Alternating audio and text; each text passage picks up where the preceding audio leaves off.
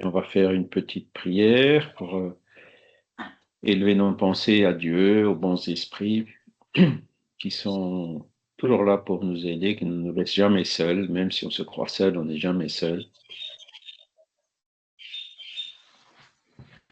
Pour nous aider dans la vie, pour nous aider aussi dans notre apprentissage, dans notre travail pour évoluer, devenir chaque jour un peu meilleur que la veille. Et pour les remercier de cette occasion de pouvoir être réunis ensemble pour continuer à parler de ce thème qui est l'existence de l'esprit, le fait qu'on ait une âme, c'est la base même, le fondement du paradigme spiritualiste, que nous puissions comprendre ces arguments et que cela puisse justement nous aider à renforcer ce travail d'évolution pour monter vers la connaissance, vers la sagesse et donc vers le bonheur. Voilà. Alors, est-ce que vous devez voir mon écran? Pour l'instant, vous devez voir Oui. le programme. Bonjour. Voilà, donc on est le 15 mars, donc existence et survie de l'esprit. Donc, on a vu les preuves de l'existence et de la survie de l'esprit la semaine dernière. Aujourd'hui, on va voir origine et nature de l'esprit. Hein. Donc, l'esprit existe maintenant, qu'est-ce que c'est et d'où il vient, hein? C'est les questions qui suivent.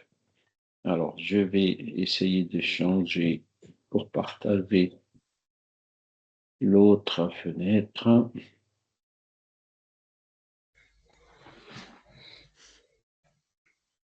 Voilà, vous me dites quand vous la voyez.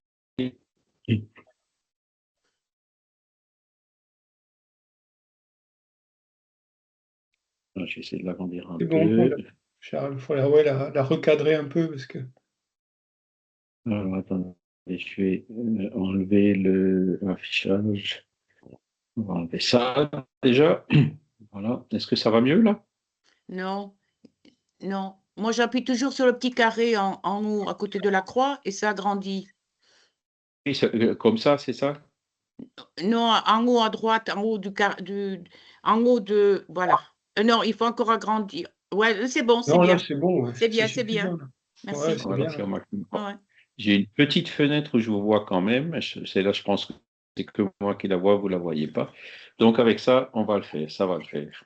Je ne vous vois pas tous en même temps, hein, mais normalement, quand vous levez une main, ça doit me le montrer. J'espère aussi qu'il va me montrer s'il y a quelqu'un dans la salle d'attente.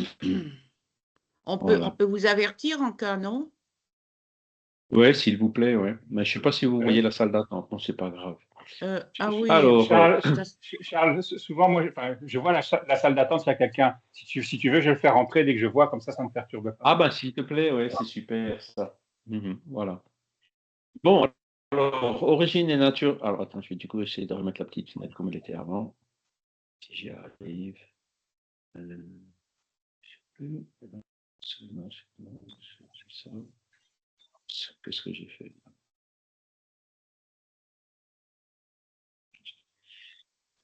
Je le voyais d'une façon qui était bien. Alors, je me alors, affichage.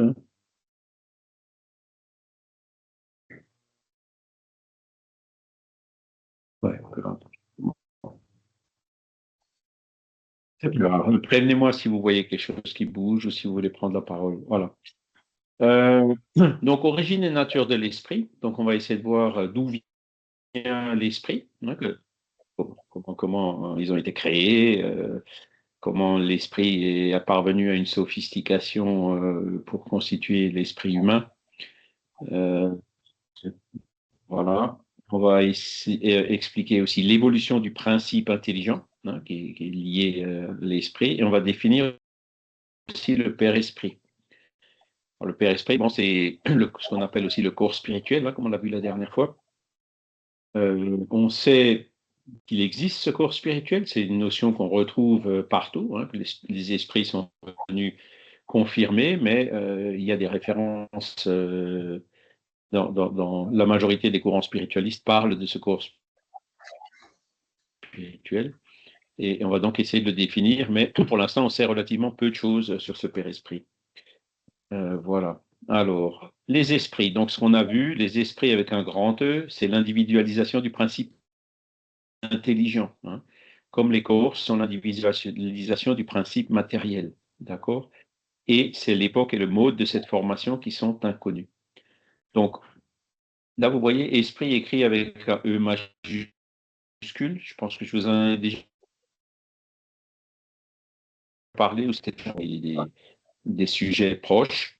Esprit avec un E majuscule, c'est quand on décrit l'esprit de quelqu'un en particulier, donc de Pierre, Paul ou Jacques.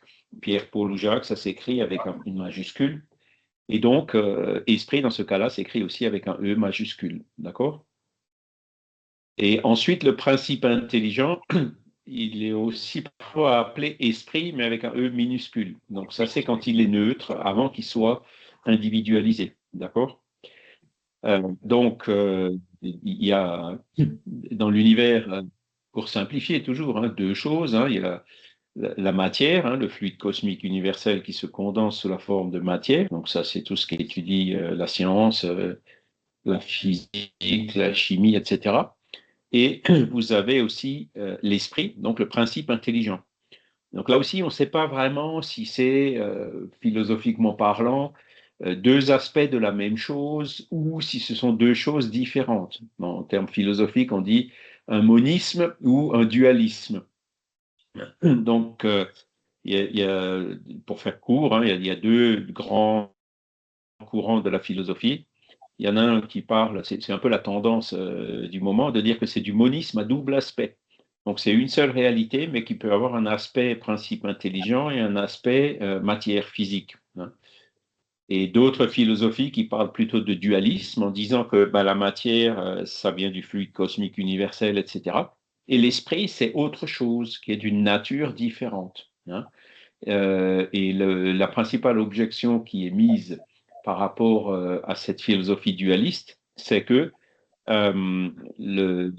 ok, mais si ce sont deux choses qui sont complètement différentes, comment l'un peut-il agir sur l'autre? Deux choses de nature complètement différente ne peuvent pas agir l'une sur l'autre. Hein. C'est une des objections de la philosophie dualiste. Voilà, je vais m'arrêter là parce que bon, je ne suis pas hyper compétent dans ce domaine-là non plus, mais c'est en gros ce qu'on peut dire.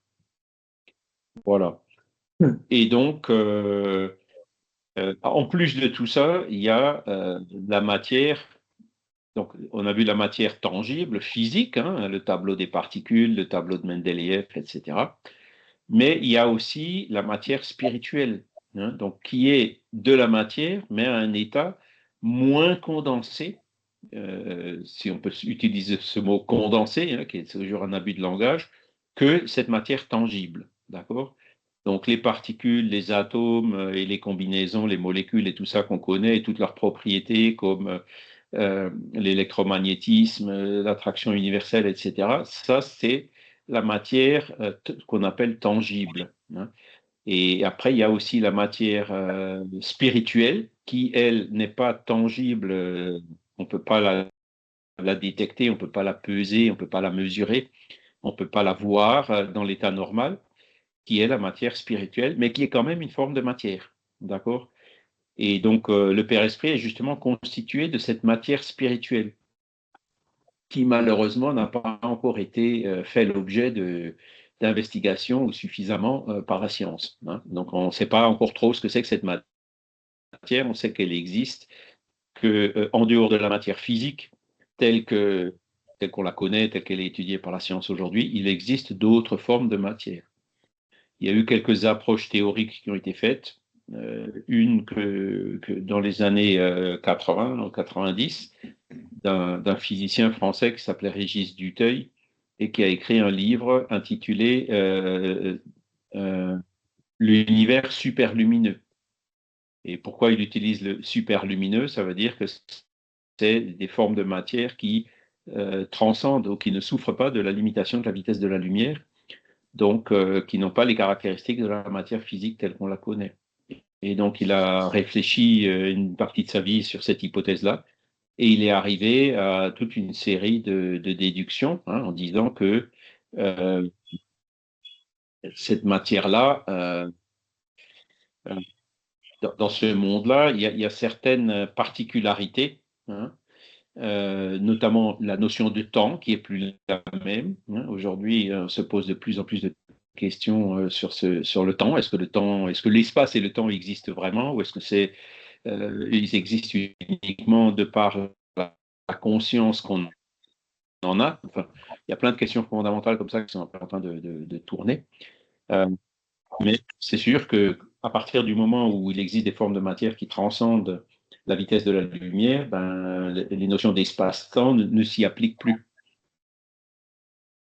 L'espace-temps s'applique à la matière physique, hein, mais pas à la matière superlumineuse. Donc il y a tout un cadre conceptuel, toute une réflexion qui est à refaire sur cette hypothèse-là. Et c'est en gros ce que ce à quoi les esprits nous invitent. Voilà. Alors ici, on nous dit, dans la Genèse, chapitre 11, que le principe intelligent est distinct du principe matériel. D'accord? Donc là, vous voyez cette affirmation qui a été faite probablement par Kardec, hein, puisque la Genèse, c'est ce que Kardec a écrit lui-même. Alors, attendez, j'ai vu qu'il y a quelque chose dans le chat. Est-ce que je peux voir? On va monter un petit peu. Voilà, je suis en train de fractionner mon écran autant que faire se peut. Matière spirituelle est un oxymore. D'accord. Qu'est-ce que ça veut dire, oxymore?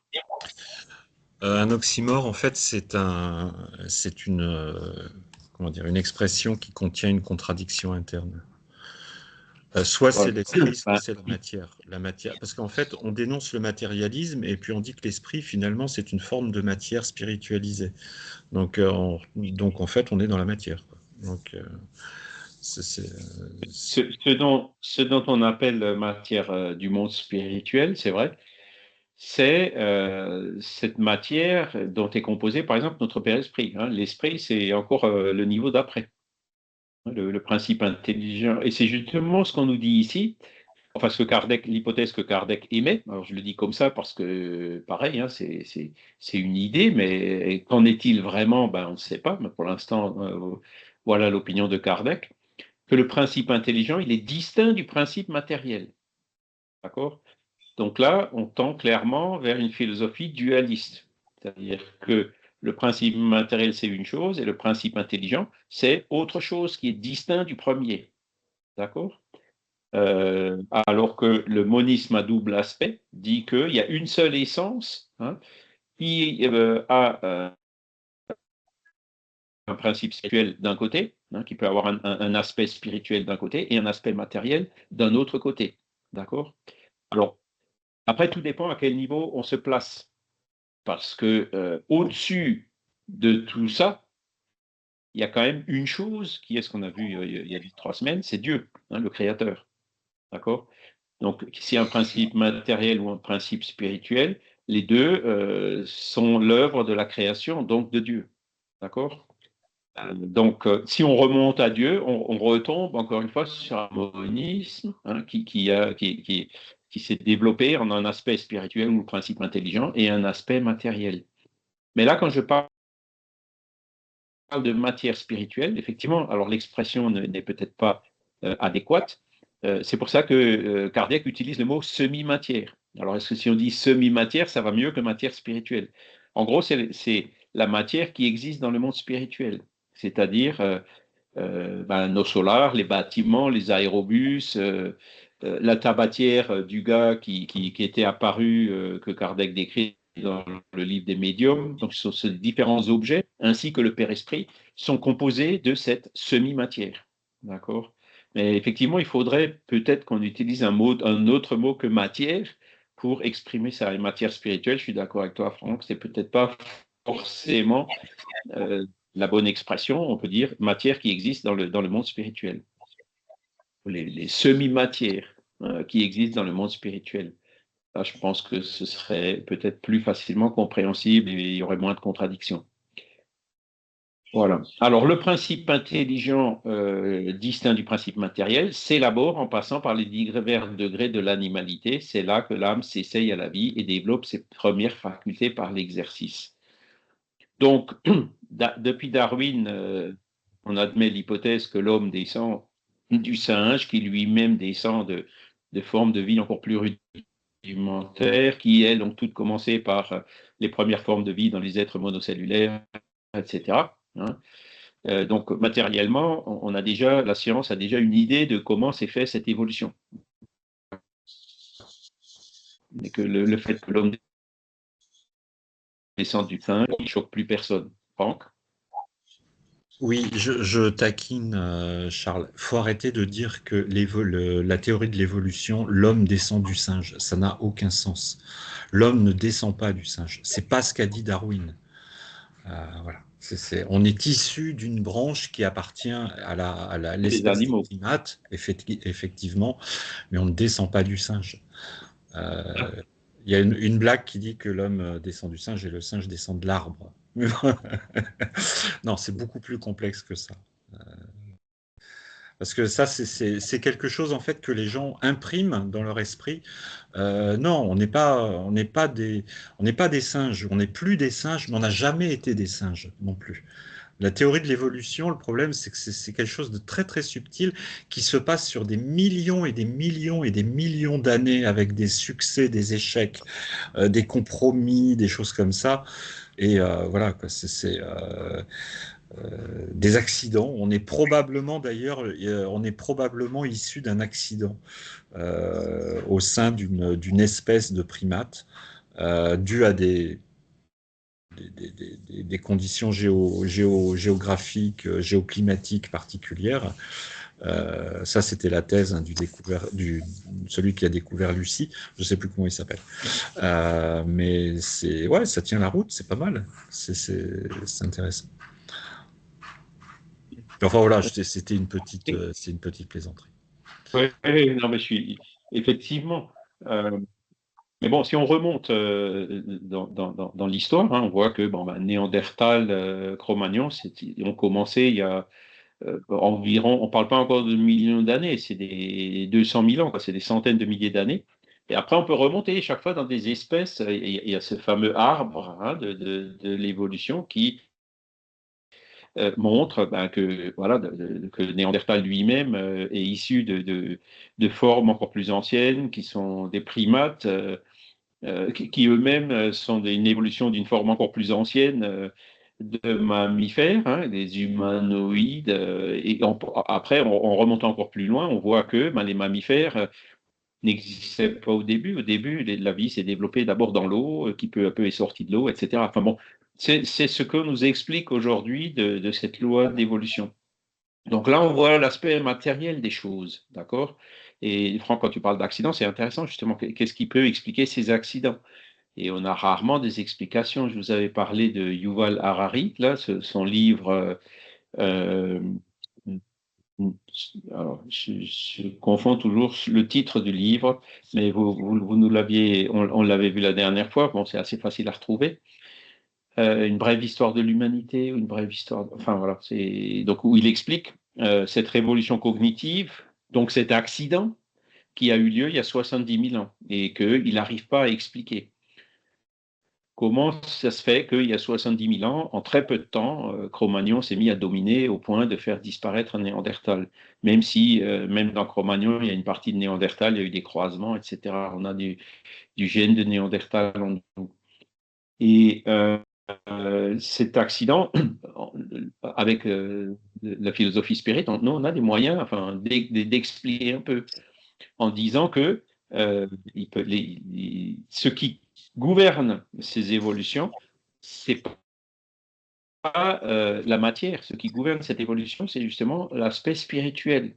D'accord? Donc, c'est les esprits et le principe intelligent et leur père-esprit.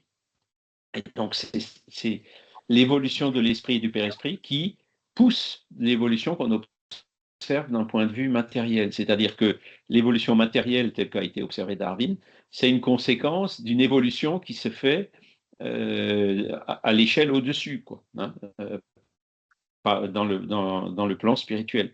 Et que donc ces esprits peuvent passer d'une planète à l'autre. Hein, c'est la fameuse théorie de transmigration des esprits. Et donc, c'est un accident comme celui qui a eu lieu il y a 70 000 ans, ou l'accident qui a eu lieu plus récemment avec les légendes d'Adam et Ève il y a une dizaine de milliers d'années, sont liées à des transmigrations d'esprits plus évolués qui sont venus d'un autre monde, se réincarner sur la Terre pour aider Cro-Magnon à commencer à se rassembler, etc. Les premiers cultes religieux, les rituels. Et puis aussi, il y a 10 000 ans, Cro-Magnon a sorti des cavernes, a commencé à faire des villes, de la partie nomade à se sédentariser, etc. Donc, c'est l'histoire de la préhistoire qui commence il y a une dizaine de milliers d'années et qui ont apporté des connaissances qui étaient quand même bien avancées pour l'époque, hein, comme on a pu le voir dans tous ces textes anciens, en Égypte. On parle aussi des Atlantes, même s'il n'y a pas de traces de l'Atlantide. Donc, il y a eu beaucoup de notions qu'aujourd'hui encore on s'étonne de comment ils ont pu savoir tout ça déjà à l'époque. Ce sont des esprits qui sont venus d'une autre planète avec ces connaissances et qui ont donc créé un accident, hein, pour faire de sorte que l'humanité évolue plus vite. Donc, selon la philosophie spirit, clairement, c'est la partie spirituelle qui gouverne cette évolution. Et même l'évolution depuis l'être monocellulaire jusqu'au mammifère et jusqu'à l'humain, elle s'est faite en suivant l'évolution de l'âme, hein, et de son père-esprit. Là, je vois maintenant les demandes. Donc, qui s'est faite au niveau de l'évolution du père-esprit, qui elle-même a tiré l'évolution des corps physiques, des organismes. Alors, cette évolution qui se produit du côté spirituel s'adapte aussi au milieu environnant, quoi. C'est-à-dire l'histoire de la girafe avec son cou qui s'allonge, hein, la girafe qui se nourrit de feuilles, et que c'est que les individus qui arrivaient à attraper les seuils qui survivaient, qui se sont reproduits, et que petit à petit, ça fait que la girafe avait un cou long, hein. Bon, je simplifie un peu, mais c'est en gros les principes qu'on nous explique par la sélection naturelle, etc. Alors, si c'est vrai ou pas, encore une fois, ça reste à confirmer. Mais ce qui détermine cette évolution, c'est la partie spirituelle. Parce que même nos organismes humains, quand on compare un homme ou une femme aujourd'hui avec un homme ou une femme il y a 15 000 ans, ben, il y a quand même des différences notables au niveau de l'organisme physique. Et ces différences ont été amenées par cette combinaison de l'évolution spirituelle et des conditions d'évolution aussi des conditions matérielles. Donc en gros, le principe intelligent, hein, qui lui, il s'est élaboré, il s'est individualisé par le temps. Donc là, on nous dit qu'il est passé par les divers degrés de l'animalité. Ça, c'est pour simplifier un peu, quoi.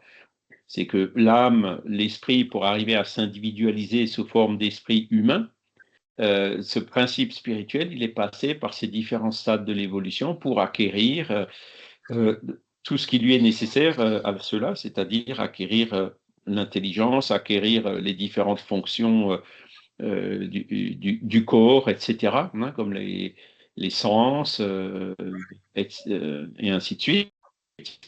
Et ça s'est fait donc au cours de millions d'années, même de milliards d'années, hein, depuis l'apparition de la vie sur Terre. D'accord? Si vous voulez plus de détails par rapport à cette évolution, il y a l'ouvrage remarquable de Gabriel Delanne, L'évolution animique, qui en parle, hein. Donc, vous pouvez le trouver, vous pouvez le télécharger dans l'encyclopédie Spirit. Donc, notre esprit humain aujourd'hui tel qu'il est, avec son père-esprit et tout, c'est le résultat de centaines de millions, voire de milliards d'années d'élaboration qui s'est faite petit à petit. D'accord?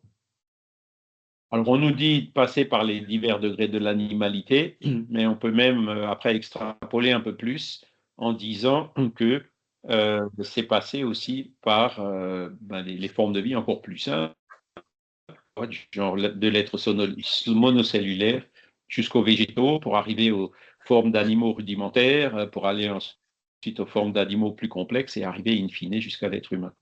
Donc voilà ce que nous disent les esprits sur ce sujet, comment est-ce que cette individualisation du principe intelligent, elle a réussi à arriver jusqu'à une individualisation sous forme d'esprit avec un E majuscule, qui est l'esprit humain. Okay. Et donc c'est comme il dit, par l'exercice, hein, donc l'interaction avec le milieu ambiant, l'adaptation aux différents besoins, etc., qui ont poussé cette évolution du principe intelligent jusqu'aux formes qui nous caractérisent aujourd'hui. Alors, la question 82, les esprits sont-ils immatériels? Donc là, vous voyez, c'est un esprit avec un E majuscule. Donc, toujours pareil pour s'entendre sur le vocabulaire. Qu'est-ce que c'est qu'un esprit? Bon, ben, ma maman est décédée il y a 6 ans maintenant. Son esprit est peut-être ici à côté de moi. D'accord? Donc, c'est l'esprit de ma maman avec son père esprit. D'accord? Donc, la question qu'il pose, l'esprit de ma maman qui peut être ici à côté de moi maintenant, est-ce qu'il est matériel ou est-ce qu'il est immatériel? Et la réponse des esprits, c'est justement ça qui nous amène vers cette semi-matière, est de dire immatériel n'est pas le mot. Incorporel serait plus exact, car tu dois bien comprendre que l'esprit étant une création doit être quelque chose. C'est une matière quintessentielle, mais sans analogue pour vous, si éthérée qu'elle ne peut tomber sous vos sens. D'accord? Donc là, c'est la manière avec les mots que les esprits ont utilisés pour caractériser justement cette matière spirituelle ou cette semi-matière spirituelle ou cette matière quintessentielle et éthérée qui ne peut tomber sous nos sens, c'est-à-dire qu'en gros, elle est impondérable pour nous, pour l'instant en tout cas. Hein. On peut en voir des effets indirects, mais on ne peut pas la mesurer pour l'instant. Hein. Je pense qu'un jour, on peut peut-être y arriver. On ne peut pas la mesurer directement. D'accord? J'ai l'impression qu'il y a des connexions qui tombent, mais bon, j'arrive à voir hein, s'il y a quelqu'un dans la salle d'attente là. Voilà. Et moi j'encourage beaucoup. Mon rêve en tant qu'ingénieur, c'est de dire comment est-ce que je peux faire un instrument pour détecter le père-esprit. Hein? Comment est-ce que je fais un instrument pour détecter un esprit? Alors, il y a eu des tentatives, hein, il y a eu le Spiricom il y a quelques décennies, là, où ils pensaient faire une caméra qui permettait justement de filmer. Voilà, il y a 10 esprits autour de moi, donc on me voit moi, et puis on verrait 10 peut-être silhouettes ou quelque chose qui correspond aux 10 esprits qui sont en ce moment même à côté, autour de moi. Bon, ça n'a pas eu beaucoup de suite. J'ai pas réussi encore à avoir tous les détails de qu'est-ce qu'ils avaient essayé de faire, mais j'encourage moi vivement de continuer ce genre de tentative parce que je dis c'est pas impossible qu'un jour on y arrive. Parce qu'il y a un détecteur de père-esprit qu'on a sous les yeux en permanence. Là, vous êtes en train de regarder l'écran, donc vous voyez vous et vous voyez les autres participants, les 9 qui sont en ce moment ici. Donc, vous voyez un organisme qui bouge, des lèvres qui bougent, des mains qui bougent. Qu'est-ce que c'est que ces mains, ces lèvres? Eh bien, c'est un esprit qui agit sur un corps physique. D'accord? Donc, le corps physique, c'est, entre guillemets, un détecteur naturel de la présence d'un esprit. D'accord? D'un esprit incarné, évidemment. Hein. Et donc, il y a quelque part une interface entre l'esprit et donc cette matière quintessentielle et éthérée, comme on nous le dit là, et la matière physique, tangible, qui fait l'étude de la science. Et on retrouve notamment cette interface quelque part dans le vivant. Hein.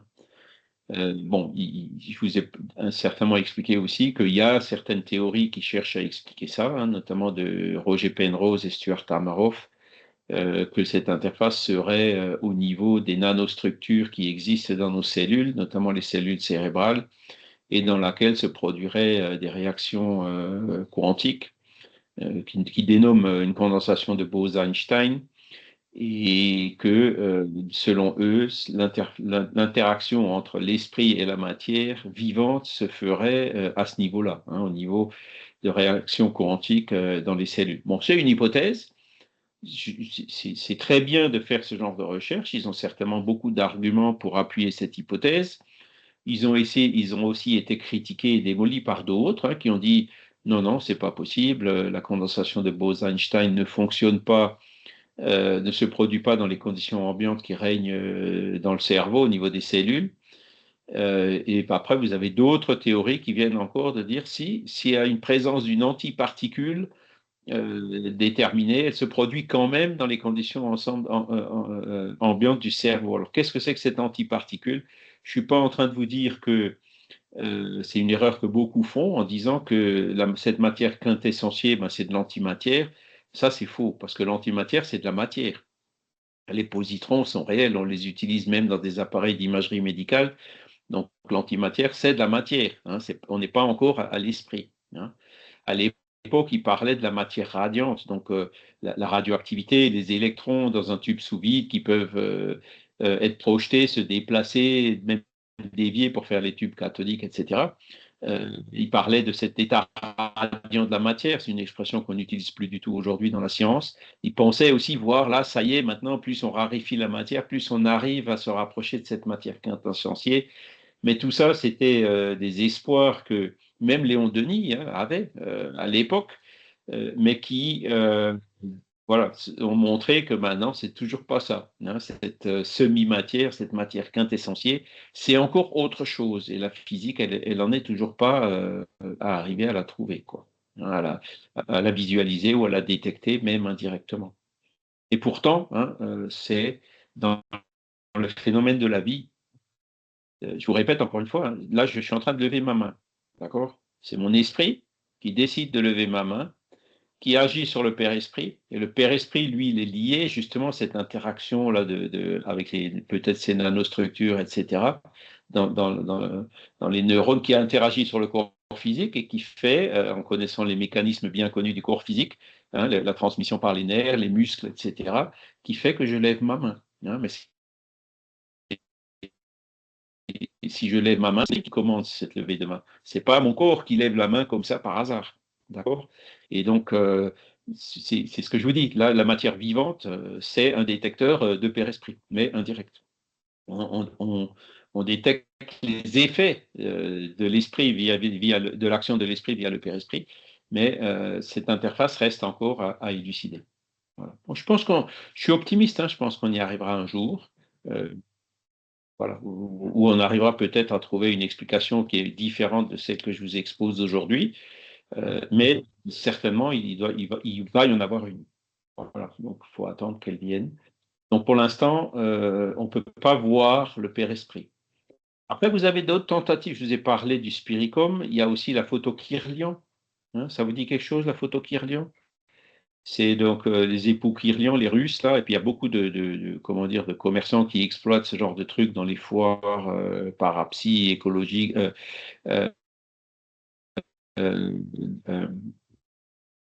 ésotériques et autres. En fait, vous mettez votre main sur une plaque dans laquelle il y a un champ électrique.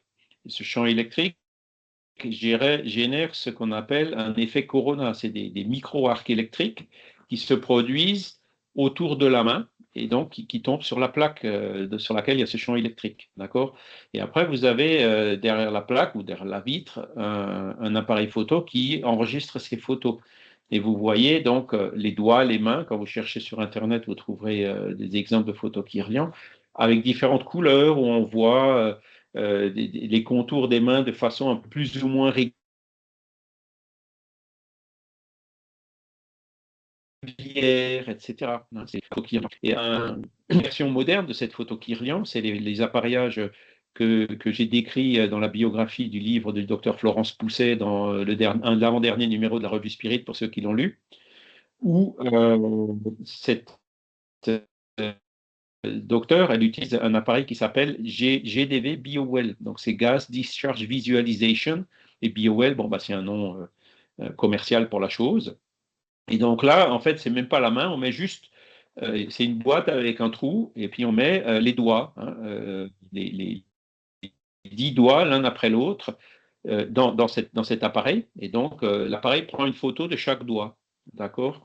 Et donc, d'une main, de l'autre main, donc il prend 10 photos. Et à partir de ces 10 photos, ils ont un algorithme qui permet, avec une base de données, hein, qui fait le lien entre les différents secteurs, différents doigts et les différents organismes du corps. Hein. Alors, comment ils ont déterminé ça? Qu'est-ce que le fait que sur cette partie-là de mon index, à cet angle-là, ça correspond au foie, par exemple? ben, c'est à force de faire des photos, l'apprentissage, l'étalonnage de ces appareils, etc., qui ont permis d'arriver à ce genre de correspondance. Hein. Et donc, la docteure Florence Pousset, elle explique que par cet appareil, on perd au niveau de certaines parties de l'organisme, et qui, à partir de là, quand la personne va faire des analyses médicales classiques, donc ça colle, c'est-à-dire que même avant que les maladies soient déclarées, il y a effectivement une prédisposition où il y a quelque chose qui est en train d'apparaître au niveau de l'organe considéré. Et donc, c'est à force de milliers d'expériences qui sont arrivés à ces algorithmes, à ces correspondances. Bon, voilà. Alors, pourquoi le foie correspond à un bout du doigt? Bon, après, les explications sont un peu plus compliquées. Elles passent par la médecine chinoise, hein, avec l'énergie vitale qui circule, qui sort justement par les mains après avoir traversé le corps, et qui ensuite revient par les pieds. Ça sort par la main gauche, ça rentre par la main droite, je ne me rappelle plus exactement. Et donc, c'est ça qui lui permet de dire, de faire ces liens. En tout cas, ce qui est intéressant, c'est qu'apparemment, ça match. C'est-à-dire que cet appareil permet de détecter en amont comment dire, des prédispositions à certaines maladies avant que les maladies n'apparaissent. Ce qui est justement le fort de la médecine chinoise, hein, ce qu'elle prétend, hein, de dire qu'elle traite les maladies avant que les maladies n'apparaissent. Hein, plus dans la prévention que dans le préventif que dans le curatif. Voilà. Bon, encore une fois, je vous dis ça, ça vaut ce que ça vaut. Je vous parle des différentes tentatives qui ont été faites pour essayer d'aller un peu plus loin que simplement le cours physique et puis d'arriver petit à petit à visualiser ce qui, pour l'instant, est encore impondérable. Et je vous dis ça parce que moi, je suis optimiste. Hein, je pense qu'un jour, on va arriver à avancer progressivement sur ces questions-là. Voilà. Et dans le commentaire à cette même question 82, Kardec nous dit, nous disons que les esprits sont immatériels parce que leur essence diffère de tout ce que nous connaissons sous le nom de matière. Voilà. Donc, immatériel, alors là, ils ont dit au-dessus, immatériel, parce que c'est quand même quelque chose. Hein. Et c'est là où ce quelque chose, bon, ben, matière quintessentielle, matière éthérée, donc ces formes de matière qui sont différentes de ce que nous connaissons sous le nom de matière, donc qui à l'époque c'était pas encore clair, mais aujourd'hui on parle du tableau des particules, du tableau de Mendeleïev et des différentes propriétés de la matière. D'accord? Donc c'est quelque chose d'autre, hein, qui est au-delà de cela. Et ça va dans le sens d'une moindre densité, quoi. C'est des formes qui sont beaucoup plus subtiles. Alors, là, on parle maintenant, dans la question 93, il parle du père-esprit, en disant, comme un fruit, le germe d'un fruit est entouré d'un sperme, de même, l'esprit proprement dit est orné d'une enveloppe que, par comparaison, on peut appeler père-esprit. Donc, père-esprit, comme je vous l'ai dit la dernière fois déjà, c'est un néologisme. C'est un mot qui n'existait pas avant Allan Kardec. Lui, il a dit, voilà, périsperme, père-esprit. Enveloppe de l'esprit, c'est le père-esprit. En allemand, le mot, pour ceux qui comprennent un peu l'allemand, ils disent Geisthülle. Donc c'est pareil, Hülle, c'est une enveloppe, et Geist, c'est l'esprit, donc enveloppe de l'esprit. C'est un mot composé, comme les Allemands font, qui donne cette idée-là, quoi. Après, il y a d'autres expressions, comme on a vu, c'est le corps spirituel, le corps bioplasmatique, le modèle organisateur biologique, le corps glorieux, hein, dont parlaient déjà certains apôtres. Voilà, vous avez différentes expressions qui, au cours du temps, confirment la présence de quelque chose autour de l'esprit, c'est-à-dire que l'esprit n'est pas complètement immatériel, comme on le dit. Il n'est pas composé de matière telle qu'on la connaît, mais il est quand même composé de cette semi-matière, d'accord, qui nous reste encore à définir et à conceptualiser. D'accord? Alors, le lien ou père-esprit qui unit le corps et l'esprit, alors là, vous voyez, l'esprit, c'est avec un E minuscule, donc c'est le principe intelligent, hein, est une sorte d'enveloppe semi-matérielle, on est toujours dans les mots, la mort est la destruction de l'enveloppe la plus grossière qui est le corps physique. L'esprit conserve la seconde qui constitue pour lui un corps éthéré, invisible pour nous dans l'état normal. Hein, donc, ma mère, elle a plus son corps physique. Son corps physique, il est là dans la tombe, en train de se revenir à la nature. Hein. Mais ma mère, si elle est là à côté de moi, elle est là avec son corps spirituel. D'accord? Son enveloppe semi-matérielle ou son père esprit, si vous préférez. Donc, c'est bon. Alors, ah ben, il y a Franck qui a levé la main, je suis désolé. Franck. Oui, c'était pour réagir sur les, entre guillemets, bienfaits de la médecine chinoise. Il y a une étude quand même qui montre, en 2022, Oui. qui a été reproduit, plus de 2 600 000 décès de cancer, cancer colorectal, estomac, œsophage et tout poumon. Donc, bon, l'efficacité de la médecine chinoise dans ce domaine est nulle. Et en fait, là, depuis quelques années, ont été introduits des campagnes de prévention, alors basées purement sur la médecine occidentale, qui commencent véritablement à donner des résultats satisfaisants, on va dire. Donc, c'est vrai que la médecine chinoise est traditionnelle. Mais bon, voilà, quoi. Ces effets sont extrêmement limités et toutes les études et les méta-analyses montrent que, au final, non, bah, ça ne repose sur rien de très convaincant, quoi. Enfin, je tenais à le préciser. Enfin, excusez-moi, mais je réagis toujours à ces affirmations parce que ça fait tellement de dégâts, toutes les personnes qui se lancent dans ces sortes de médecine alternative. Non, il n'y a strictement rien de prouvé. Actuellement, la seule médecine performante, c'est la médecine allopathique et c'est la médecine clinique qui est basée sur des résultats concrets. Voilà, sur la base d'examens. Tout à l'heure, on parlait de l'effet Kirlian. C'est pareil, l'effet Kirlian, c'est bon. L'effet Corona, on sait très bien que l'organisme est une mini centrale électrochimique. Donc, il y a des interactions qui permettent justement d'avoir les imageries cérébrales en IRM et autres scanners. Il n'y a rien d'extraordinaire là-dedans. Le fait d'avoir un rayonnement, entre guillemets, ne prouve absolument pas l'existence d'un pseudo-corps éthérique ou autre. C'est purement un effet chimique et électrique, quoi. Donc, on en est revenu un Oui. petit peu à tout ça. Alors, Donc, par contre, là où ce qui est toujours dommageable dans ces... Ouais, là où je suis un petit peu, ça me fait frémir, c'est de dire que bon, voilà, telle zone, voilà, montre qu'effectivement il y a une corrélation entre, je sais pas moi, le bout de l'index et le foie. Punaise, combien de gens sont tombés dans le panneau et sont morts à cause d'une prise en charge, une prise en charge cohérente, quoi. Tout ça, c'est du. Florence Pousset, je ne sais même pas si elle était vraiment médecin, en plus. Donc, en tout cas, il y a un bon nombre de médecins énergéticiens qui se sont fait virer de l'ordre des médecins justement pour abus de faiblesse et conception délirante de la médecine, quoi. Donc, faire attention à ça, faire attention. Moi, j'entends Franck parfois un peu haché. Est-ce que vous m'entendez, vous aussi, parfois un peu haché, ou est-ce que vous entendez aussi Franck un peu Non, haché? Est-ce que ça c'est vient un de peu, moi c'est ou un de peu haché, Franck? effectivement.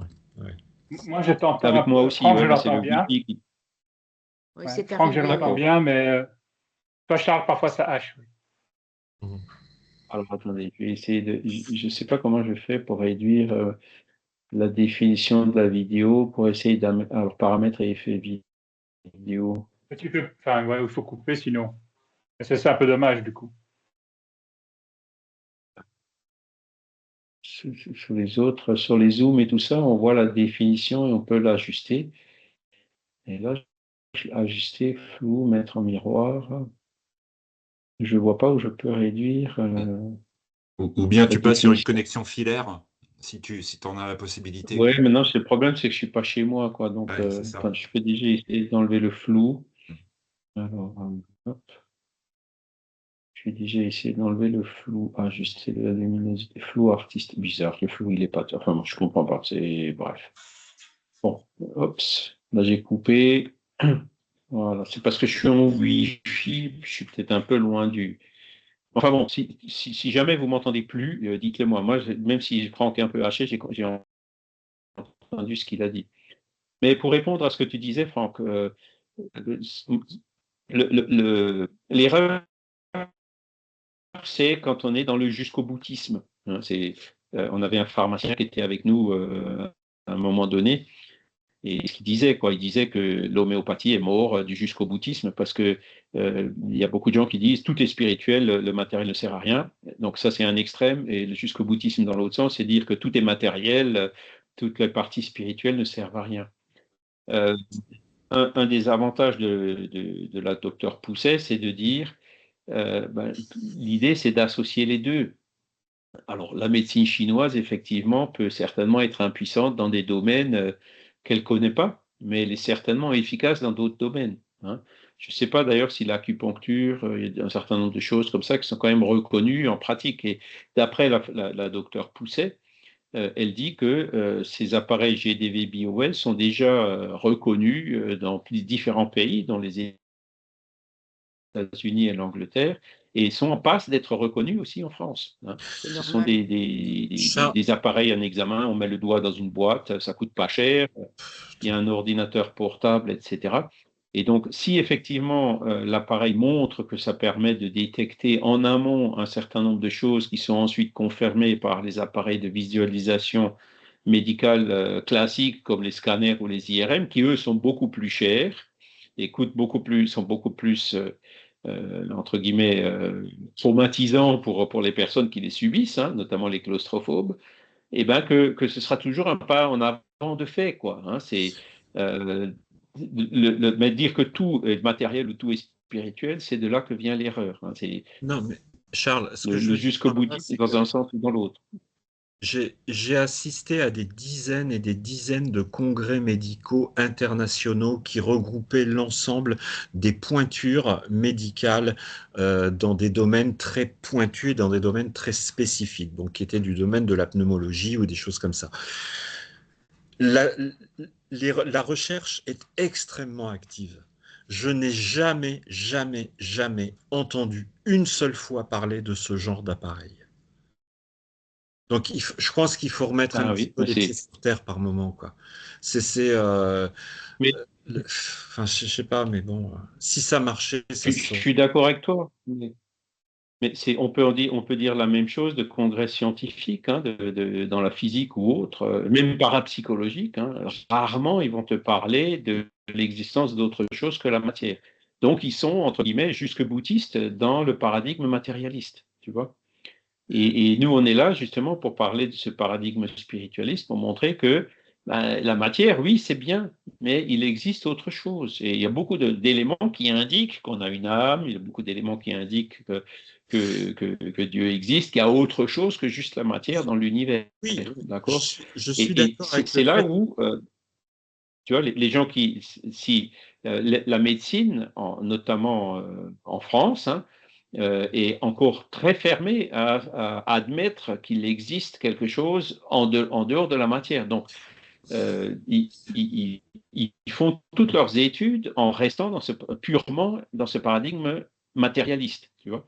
Et Oui, mais l'appel qu'on fait, c'est de dire, non, il y a aussi autre chose, hein, les phénomènes médiumniques, les guérisons remarquables, les passes magnétiques, les guérisons à distance, il y a plein de choses qui ont quand même fait leur preuve depuis maintenant plus d'un ou même 2 siècles et qui ne peuvent pas continuer à être complètement ignorées par la science ou par la médecine en général. Hein. alors, peut-être, sauf qu'il n'y a aucune preuve réelle.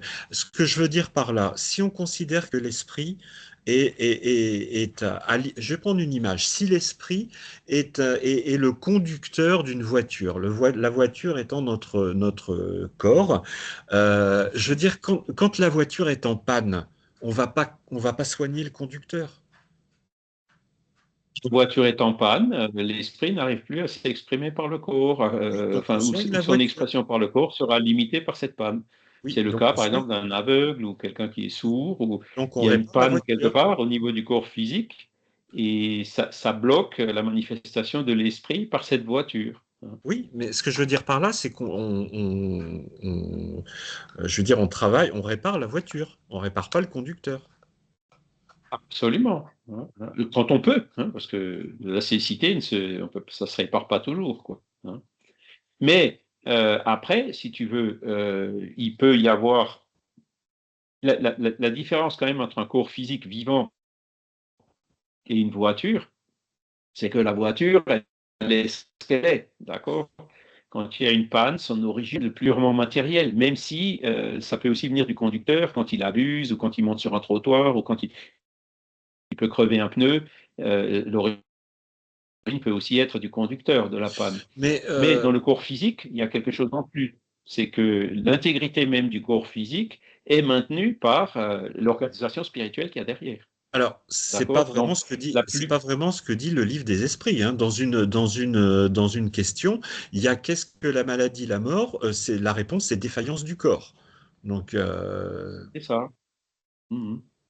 Donc, alors, la mort, c'est effectivement, quand il n'y a plus de fluide vital, la vie du corps s'arrête et l'esprit il est expulsé, entre guillemets, de son corps. C'est la mort du corps qui entraîne la séparation de l'esprit et non pas la séparation de l'esprit qui entraîne la mort du corps. Ça, c'est vrai.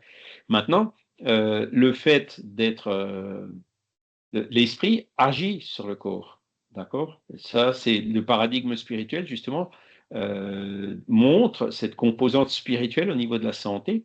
Et tu as énormément de maladies. Moi, quand j'ai eu mon cancer, j'ai demandé au médecin, mais pourquoi? Est-ce que c'est parce que je buvais trop, mangeais trop de ci, ou est-ce que ça vient de la fumée? Est-ce que ça vient de l'environnement? Est-ce que ça vient de mon hygiène de vie? Il dit, on ne sait pas. On ne sait pas d'où vient ce genre de cancer. D'accord? Et donc, ces maladies à l'étiologie peu connue, peu connues. Moi, par exemple, le cancer de l'amiante ou du tabac, du goudron, on sait d'où ils viennent. Mais ceux qu'on ne sait pas d'où ils viennent, leur origine est très certainement spirituelle. Et c'est donc au niveau de l'esprit et de son père-esprit que la maladie apparaît dans le corps. Parce que la différence juste avant la mort et juste après la mort, puisqu'on parlait de la mort tout à l'heure, c'est tout simplement que avant la mort, il y a un esprit qui est lié au corps et qui le maintient en vie, et la mort étant la séparation de l'esprit de son corps, la vie humaine s'arrête après la mort. C'est ça la différence juste avant la mort et juste après la mort, c'est la séparation de l'esprit. Et ensuite, il y a la décomposition de corps, qui sont d'autres processus qui sont connus, qui sont observés, qui se produit, mais il n'y a plus d'esprit humain dans ce corps-là. Le corps, quelque part, retourne dans ses processus naturels assurés par d'autres micro-organismes, etc. Donc, si aujourd'hui je suis vivant, c'est parce que j'ai un esprit qui est lié en moi. Si un fœtus qui naît est vivant, c'est parce qu'il y a un esprit qui est lié dedans. Si les fausses couches, par exemple, il n'y avait peut-être pas d'esprit ou l'esprit était déjà parti. Donc, le développement le fœtus meurt et il y a un avortement naturel ou interruption médicale de grossesse qui sont réalisées à ce moment-là. Et donc, le paradigme spirituel, c'est justement ça. La vie, c'est quand il y a un esprit qui est lié. S'il n'y a pas d'esprit, de principe spirituel individualisé qui est lié, il n'y a pas de vie. D'accord? Et c'est l'hypothèse que la philosophie spirit, ou les philosophies spirites en général avancent pour expliquer la vie. Alors, tu parles de preuves, non? Des preuves, on dit toujours, des preuves absolues, ça n'existe pas nulle part. Mais bon, c'est un phénomène explicatif qui permet d'expliquer d'autres choses qui sont aussi observées, du genre l'effet de la prière sur le corps, le magnétisme qu'on a toujours un peu de mal à expliquer aujourd'hui. Ça peut certainement aussi avoir des explications dans le sens du placebo, l'influence de l'esprit sur la santé de son propre corps, quoi, qui est de moins en moins, ça fait l'objet de milliers d'études un peu partout, même si on n'arrive pas bien à l'expliquer. Le malade qui y croit et qui lutte pour sa survie a beaucoup plus de chances de s'en sortir que celui qui baisse les bras et qui laisse tout tomber, quoi. Et pareil toutes ces études de santé et spiritualité montrent que les personnes qui ont des croyances religieuses, alors pas toutes, hein, des fois les croyances religieuses jouent dans le mauvais sens, hein, font plutôt un effet nocebo qu'un effet placebo, mais que toutes ces liens, hein, qui semblent être observés entre la santé et la spiritualité, il y a énormément d'études qui vont dans ce sens-là. Hein.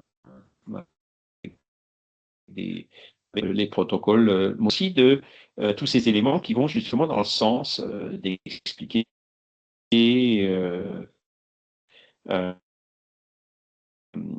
l'influence. Voilà. Alors c'est le paradigme spiritualiste. Hein.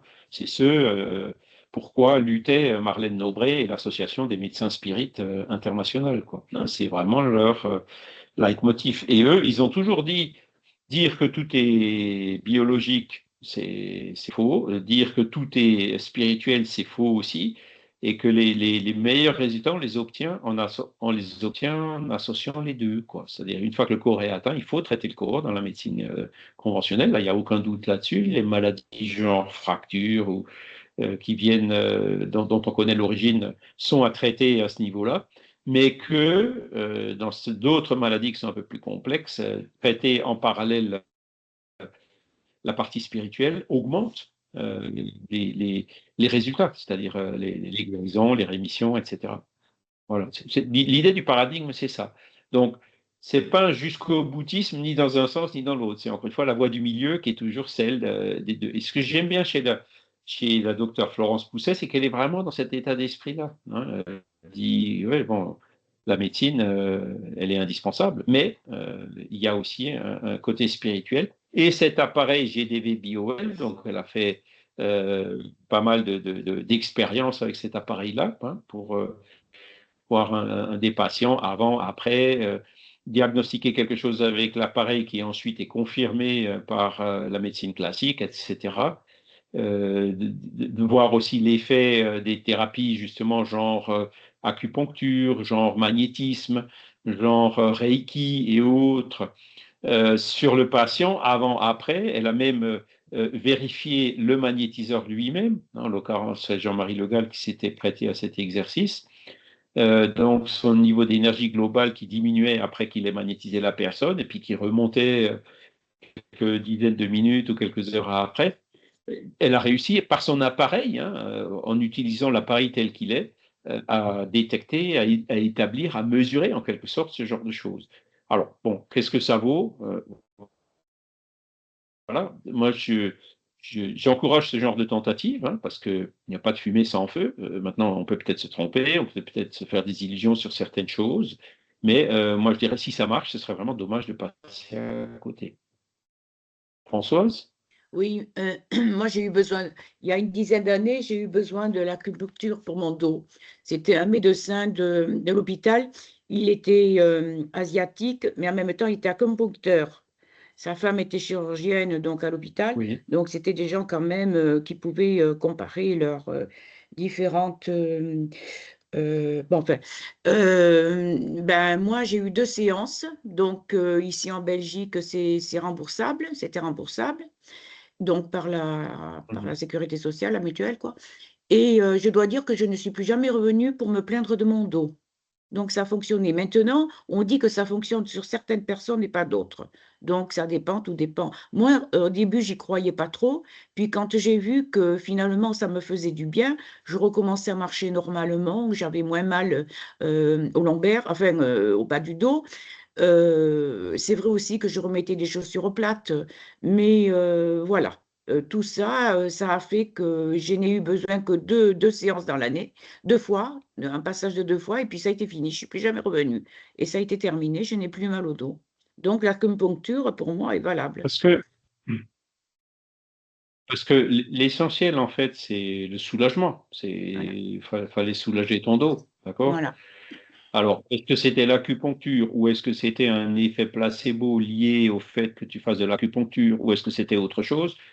À la limite, peu importe. L'essentiel, c'est que tu aies pu être soulagé du mal de résultat. dos. Tu vois ce que je veux dire? Oui, Hein? le résultat. Mais il y a eu quelque chose il n'y a pas eu de traitement chimique ou physique, ou est-ce que c'est parce que tu avais une illusion du mal de dos? Il y en a qui vont aller jusqu'à amener et qu'en fait, tu n'avais pas vraiment mal. Bon, après, chaque individu, quand tu as mal, quoi. Hein, Croyez-moi et que tu moi, avais j'avais mal mal, avant hein. et tu n'as plus mal après, quoi. Tu vois? Je m'appuyais au mur. Donc, j'avais vraiment Ah, très voilà. mal. Voilà. Et donc, l'essentiel, c'est que ça a fonctionné.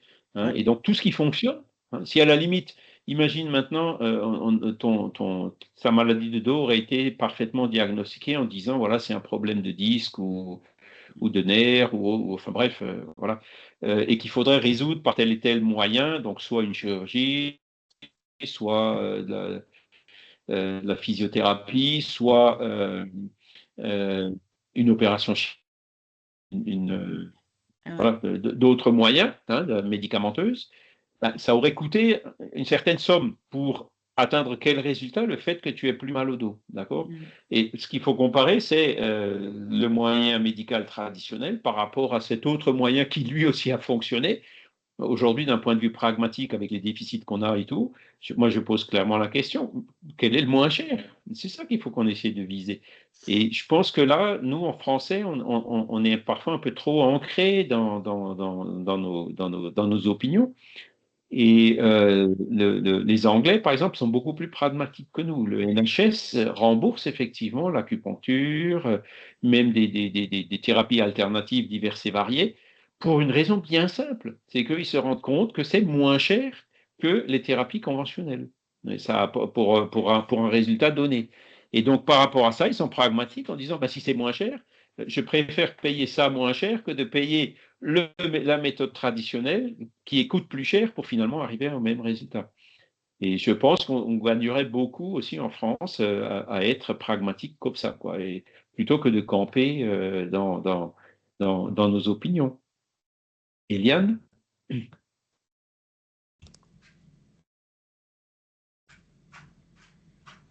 Alors, je vous Le entends pas, micro, Eliane. Ah, ça le, y est, mi- non, le c'est micro, Yann. François. Excusez-moi. Oui, j'ai Voilà. dit, il faut pas oublier que ça s'adresse à des personnes qui ont parfois des pathologies très lourdes et que c'est la vie de ces gens qui sont en jeu quand on leur fait Ouais, perdre du c'est temps. parfois plus que Parce juste un que mal je de dos. pense Hein. que le temps est très important dans la détection de cancer. Et comme disait Franck tout à l'heure, il n'y a pas à sortir de là. Il faut faire des scanners, il faut faire des IRM, il faut faire des prises de sang. Je pense que l'esprit, il est là, peut-être justement pour te booster dans les thérapies. Mais c'est vrai que l'autre jour, je suis passée dans mon quartier, j'ai vu un cabinet de Reiki. C'est-à-dire, voilà, il y a des gens qui pensent qu'ils vont aller faire du Reiki. Mais le problème, c'est que s'ils ont un cancer du sein, je parle pour les femmes, ou un cancer de, je sais pas, c'est pas le Reiki qui va guérir, quoi. Donc, c'est vrai que Doctolib, par exemple, a fait une enquête et ils ont dégagé plein de médecines alternatives. Donc, là, je suis d'accord avec Franck que il ne faut pas jouer avec la santé des gens, quoi. Ça, c'est très important parce qu'il y a des décès au bout du compte. Il y a des gènes, il y a des, comment dire, on dit qu'il ne faut pas manger, les cellules vont guérir. Euh, J'y crois pas du tout, quoi. Voilà, c'est ce que je voulais dire. Dans ce monde de thérapie alternative, il retrouve vraiment n'importe quoi, y compris des choses qui sont même dangereuses. Et d'ailleurs, c'est une des préoccupations du gouvernement. Hein. Les gens qui disent tout est spirituel, le matériel ça sert à rien, c'est des lobbies, enfin des théories complotistes et conspirationnistes diverses et variées. Le gouvernement fait la chasse à ce genre de choses parce que effectivement, je suis entièrement d'accord, elles sont dangereuses. Et nous, en tant que spirit, c'est exactement ce qu'on dit. Hein. On dit que, alors j'ai coupé mon image, vous me direz si vous m'entendrez mieux ou pas. Donc, je pense que c'est un problème de débit d'Internet. Hein. Jean-Paul est pas encore, la fibre n'est pas encore toute. Donc, nous, ce qu'on dit, c'est le mieux, c'est d'associer les deux, quoi. C'est c'est le jusque-boutisme, justement, qui est un facteur limitatif dans ce genre de choses. Dire que tout est spirituel, c'est faux, et dire que tout est matériel, c'est probablement faux aussi. La médecine a fait d'énormes progrès, voilà, il faut le reconnaître, hein, elle fait même des miracles, hein, je dirais. L'autre jour, je me suis cassé un poignet, bon, le poignet qui a été réparé marche mieux que celui qui n'a pas été réparé. Enfin, il y a vraiment des choses pour lesquelles, voilà, je suis le premier. Et puis mon cancer, il a été traité chirurgicalement, classiquement. Voilà, c'est pas de traitement spirituel. Si j'ai associé du spirituel au traitement chirurgical que j'ai subi, c'était pour justement coopérer avec ce traitement chirurgical. C'était pas du tout pour en faire une alternative. Et c'est ça le chemin que nous on encourage, hein, c'est de dire il faut pas dire que tout est l'un ou tout est l'autre. On est probablement pas, on campe sur des positions qui sont trop radicales et qui sont voilà, même si la médecine est reconnue aujourd'hui, il y a quand même beaucoup de choses sur lesquelles son action est relativement limitée, hein. Voilà, notamment dans des maladies psychiatriques ou des choses comme ça. Les maladies, je dirais, qui semblent avoir une forte composante spirituelle. Et donc là, il faut plutôt chercher, donc pour revenir au cours d'aujourd'hui, dans le père-esprit, dans ce corps spirituel, hein. Voilà. Eh ben, c'était le dernier paragraphe. Voilà. Donc, est-ce que vous avez encore des remarques ou des questions par rapport à cela? Et là, vraiment, je vous encourage à, je répète, hein, on a la chaîne YouTube du LMSF qui s'appelle Médecine et Spiritualité, où vous avez tous les enregistrements de toutes les conférences qui ont été données depuis le premier congrès qui était, je ne sais plus, en 2007 ou 2008, jusqu'au dernier qui était avant la pandémie en 2019. Donc, vous avez une bonne centaine de conférences sur divers thèmes, et notamment parfois des thèmes assez pointus. Et je vous encourage notamment à visualiser les thèmes faits par la docteure Marlène Nobré, qui, elle, parle justement d'encourager une ouverture de la médecine à un paradigme non plus exclusivement matériel, mais un paradigme qui inclut aussi un aspect spirituel, en disant, c'est un peu aujourd'hui on a des adjectifs du genre médecine holistique, ce genre de choses, et elle, ce qu'elle disait, c'est de considérer l'être humain comme un être bio, socio, psycho, spirituel. Et donc, c'est en traitant pas seulement le biologique, mais aussi les intermédiaires et le spirituel, que la médecine arrive à beaucoup plus de résultats. Didier? Oui, Charles, j'ai une question pour revenir vraiment sur le spiritisme, du coup, et alors deux remarques, mais je les ferai après. La question, c'est la suivante. Dans le spiritisme, il y a aussi cette notion d'ectoplasme. Alors, moi, je n'ai pas encore lu des médiums, donc je ne sais pas exactement c'est quoi, mais est-ce que l'ectoplasme, ça serait du périsprit condensé, ou est-ce que c'est de la matière? Comment est-ce que le spiritisme définit la notion d'ectoplasme? Bon. Ectoplasme, Didier, tu ne trouveras pas le mot dans Kardec, hein, puisque c'est un mot qui a été inventé par Richer en 1880 par là, hein. Donc Kardec, lui, il disait que le père-esprit peut, dans certaines conditions, se rendre visible. C'est-à-dire que Kardec avait vu les expériences faites par Daniel Douglas Home, en présence d'ailleurs de l'empereur, hein, Napoléon III, et de l'impératrice, où Home était venu, entre guillemets, faire ses démonstrations, et qui avait invité Kardec et d'autres spiritualistes de l'époque, hein, puisque c'était avant le livre des esprits. Et donc Kardec avait lui-même vu des mains matérialisées qui venaient serrer ta main, et puis qui d'un coup, quand tu essayais de l'attraper, hop, elle se défaisait dans la main, on n'arrivait pas à la saisir, d'accord? Mais elle nous serrait quand même à un moment donné. Donc il avait vu des phénomènes de matérialisation, d'accord? Alors, plus tard, il y a eu William Crookes, donc ça c'était dans les années 1870, qui a fait ses fameuses expériences avec le médium Florence Cook et l'esprit Katie King, où lui, il a réussi à ausculter, photographier une matérialisation dite complète, où donc l'esprit Katie King s'est complètement matérialisé et est devenu, à la limite, pratiquement comme un humain à côté des humains, d'accord? Et alors, ce que William Crookes a fait, il a dit oui, mais cet ectoplasme, est-ce que c'est une condensation du Père-Esprit ou est-ce que c'est autre chose? Il a essayé pour voir toutes les causes. Il a par exemple mis la médium, elle était sur une chaise, il a mis la chaise sur une balance, sur une bascule. Et il avait vu que pendant que l'ectoplasme était extériorisé, le poids de la médium diminuait de moitié. Et donc, ça va dans le sens de dire que l'ectoplasme, ce n'est pas une condensation du Père-Esprit, mais que l'ectoplasme, c'est une partie de la matière du corps physique du médium qui s'extériorise. Alors là, c'est assez fantastique ce qu'on dit, quoi.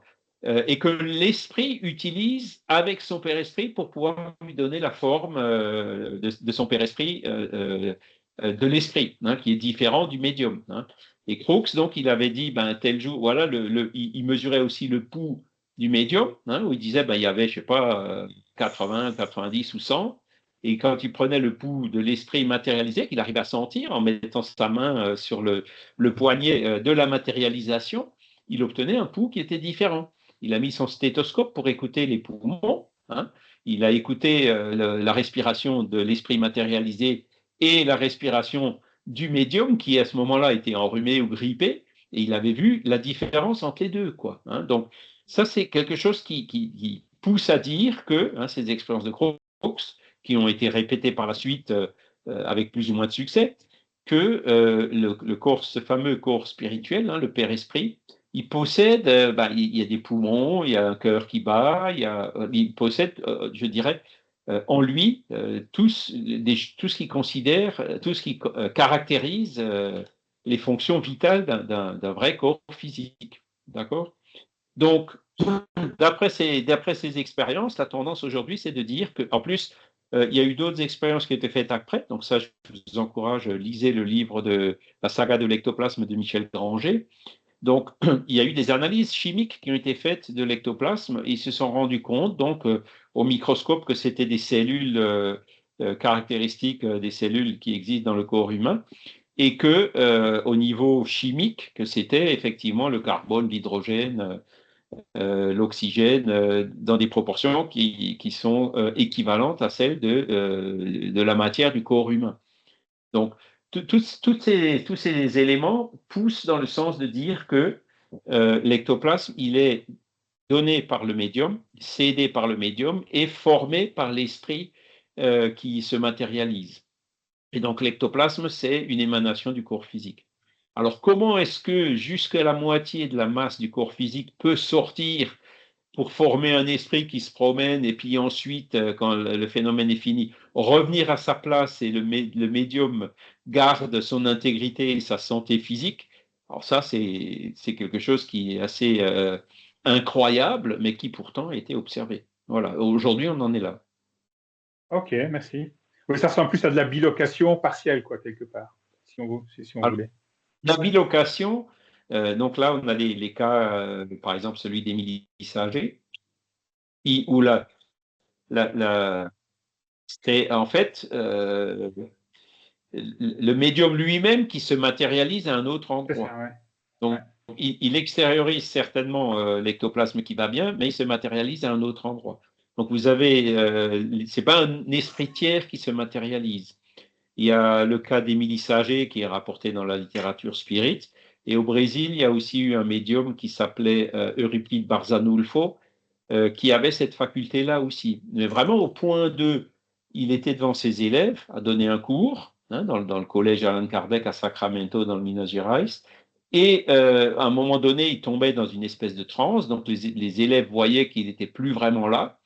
Et pendant ce temps-là, en fait, lui se matérialisait 10 km plus loin dans une ferme où il a aidé à un accouchement et où il a aidé à résoudre un problème, au point que les gens de cette ferme étaient absolument convaincus qu'il était réellement physiquement là-bas, en chair et en os, quoi.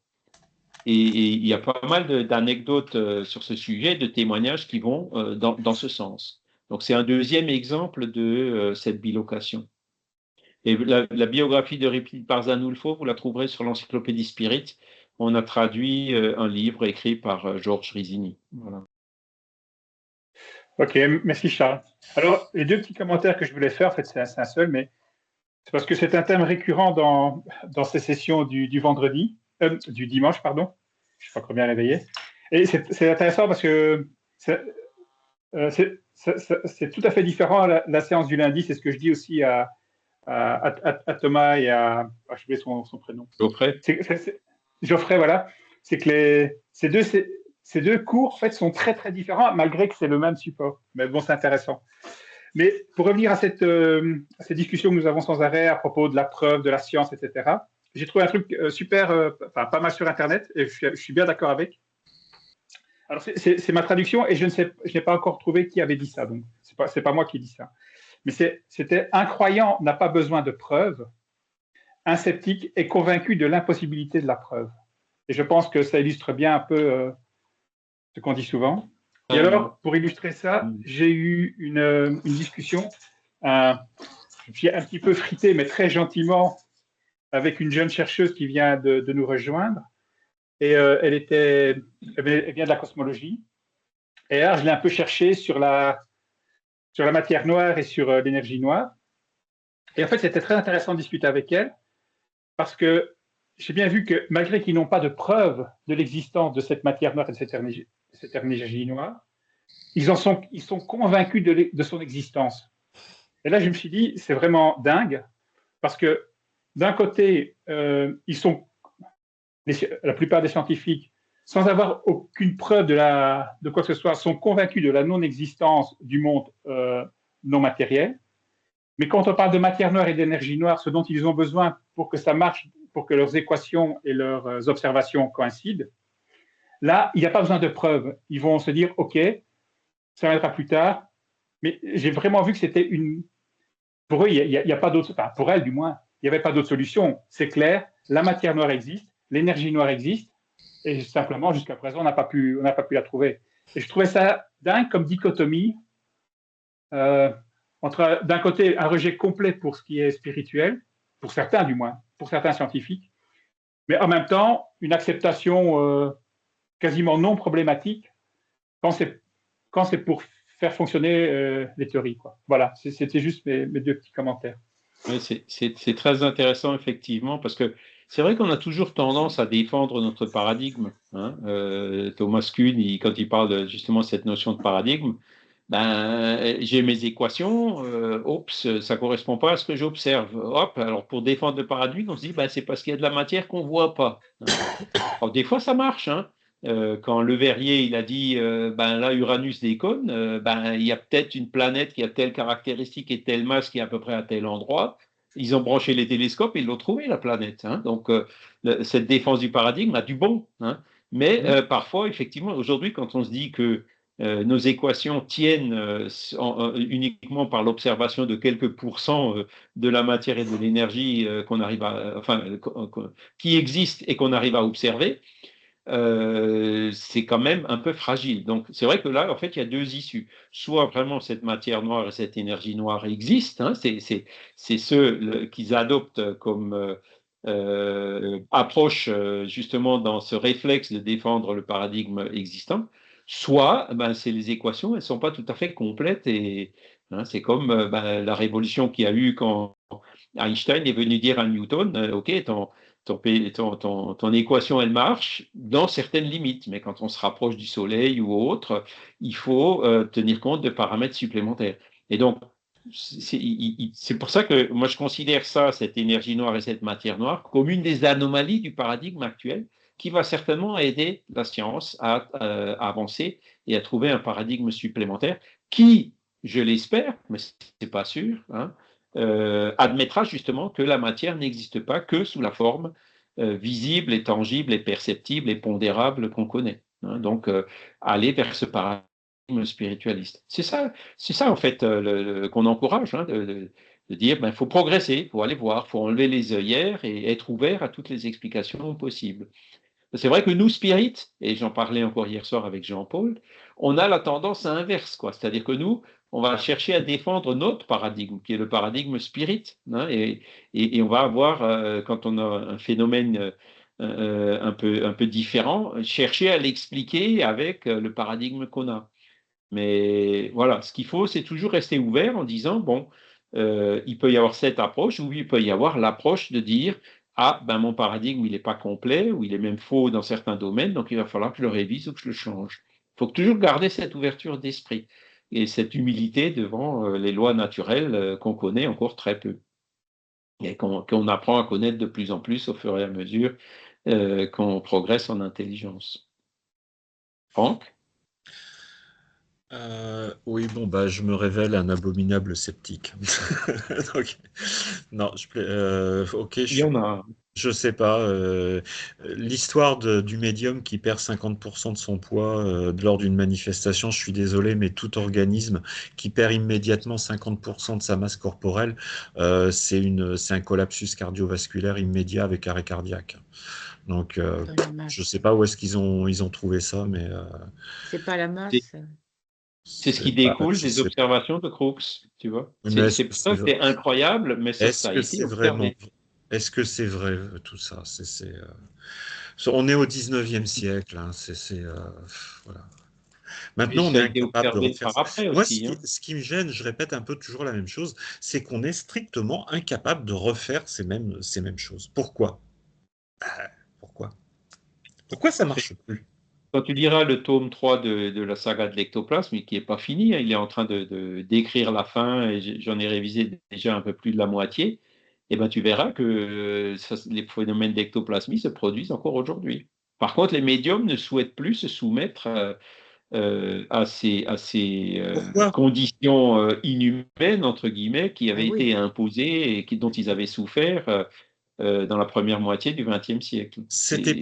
C'était pas forcément inhumain. Je veux dire, enfin, quand on lit le descriptif, c'était des mesures de sécurité pour éviter la fraude.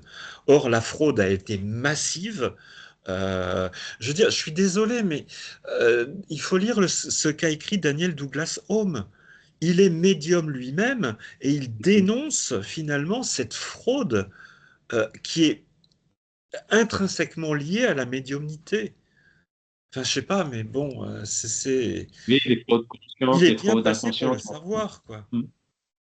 Mais ce n'est pas parce qu'il y a de la fraude quelque part, il y a aussi de la fraude dans la médecine. Ce n'est pas pour ça que la médecine n'existe pas, la médecine sérieuse. Voilà. Et donc, c'est la même chose pour ces phénomènes-là. Ce n'est pas parce qu'il y en a qui trichent que le phénomène n'existe pas. Ce n'est pas parce qu'on arrive à imiter quelque chose que la chose n'existe pas.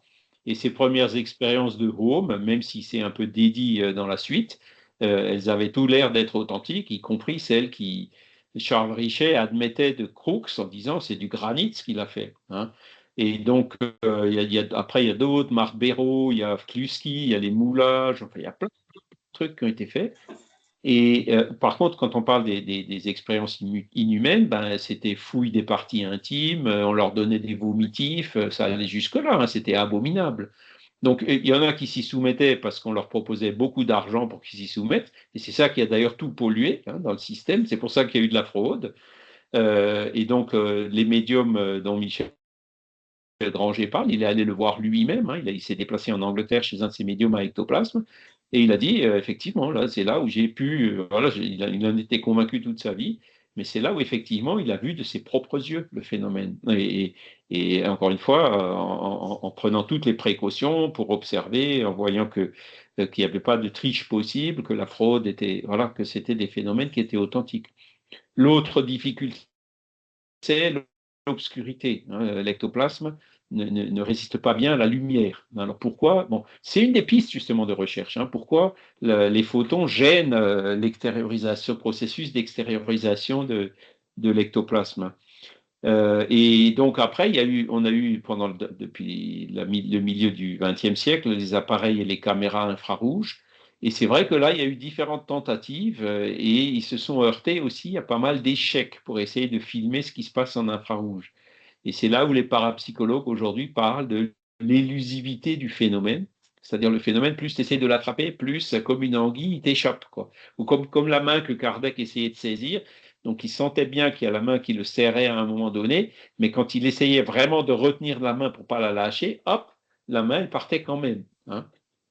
Donc cette élusivité, c'est aussi une piste pour essayer de réfléchir à qu'est-ce qu'il y a vraiment derrière. Quoi.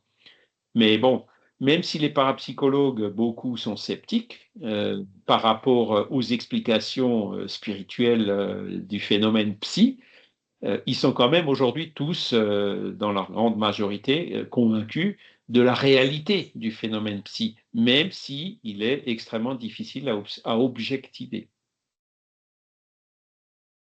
Oui. Charles, Oui, par rapport à l'élusivité, elle peut exister. Et c'est peut-être une caractéristique du phénomène. Donc, je ne nie absolument pas. Voilà. Mais dans ce cas-là, ces phénomènes seront à tout jamais inaccessibles à la science parce que l'élusivité n'est pas falsifiable. Parce que l'élusivité revient à dire, si je ne suis pas capable d'observer le phénomène, ce n'est pas parce que le phénomène n'existe pas, mais c'est parce qu'il ne veut pas se manifester quand je veux l'observer. Et donc ça, c'est pas falsifiable. Et donc, si ces phénomènes sont vraiment illusifs, ce qui est peut-être le cas, on est en dehors de ce que la science peut dire, hein, Popper, etc. Donc ça serait effectivement très embêtant. C'est pas pour ça qu'on ne doit pas essayer de comprendre, mais ça serait extrêmement embêtant.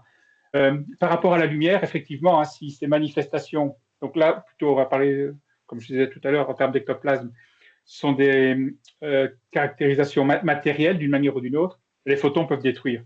Bose-Einstein, ça ne se fait pas avec des projecteurs. Donc, ça, je peux comprendre que les photons peuvent détruire. Et alors, Franck, tantôt, tu as fait. Alors, oui, par rapport à Franck, tu as dit, par rapport à ces expériences où le sujet perd 50% de son poids. Ça, c'est directement un collapse. Alors, je ne connais pas cette expérience, donc je ne peux pas en parler. Maintenant, ce qu'il a mesuré, c'est le poids et pas la masse. Il était sur une balance. Donc, on pourrait imaginer aussi un phénomène de lévitation. Donc, tu ne dois pas perdre de la masse pour perdre du poids, évidemment. Bon.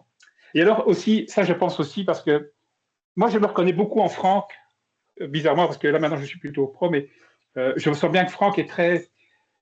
Moi, mon témoignage que je peux dire, c'est que j'ai dû faire l'expérience par moi-même. Et une fois que j'ai fait l'expérience par moi-même, c'est ça qui m'a convaincu. Mais tant que je n'avais pas fait l'expérience par moi-même, il n'y a rien à faire. On est dans un monde culturellement matérialiste. Bon, Franck est médecin, donc il a reçu le package matérialiste. Je suis physicien-ingénieur, j'ai reçu le package matérialiste. Voilà, le doute est dingue. Donc, moi, ce qui m'a permis de me sortir un peu de ça, c'est vraiment de m'être dit, je veux y arriver par moi-même. Le spiritisme dit qu'on peut arriver à faire ces phénomènes-là par soi-même. Bon, ben, je veux en faire un qui n'est pas explicable par des moyens matériels. C'est la seule manière dont moi j'ai pu être convaincu de la réalité du phénomène, quoi. J'aurais beau lire autant de rapports que je veux, entendre autant de gens me parler de leur expérience, j'aurai toujours le doute. Sauf si c'est moi qui fais l'expérience, et là je me dis, bon, ok, là maintenant, je sais que moi, je n'ai pas triché par rapport à moi, quoi. Enfin voilà, c'est ma petite... C'est très bien, ouais. Merci pour ces remarques, parce que c'est toute la difficulté de la chose, quoi. C'est comment est-ce que quelque chose une expérience personnelle, donc subjective, peut être objectivée, hein. Et le critère de falsifiabilité, pareil, c'est aujourd'hui un critère assez hard dans la science. Si c'est pas falsifiable, ben, notre méthodologie scientifique ne fonctionne pas. Alors, j'en ai discuté récemment avec un autre physicien, qui d'ailleurs serait intéressant que vous ayez un dialogue avec, entre lui et puis toi, Didier, hein, parce que il a aussi fait un doctorat en physique et en philosophie d'ailleurs.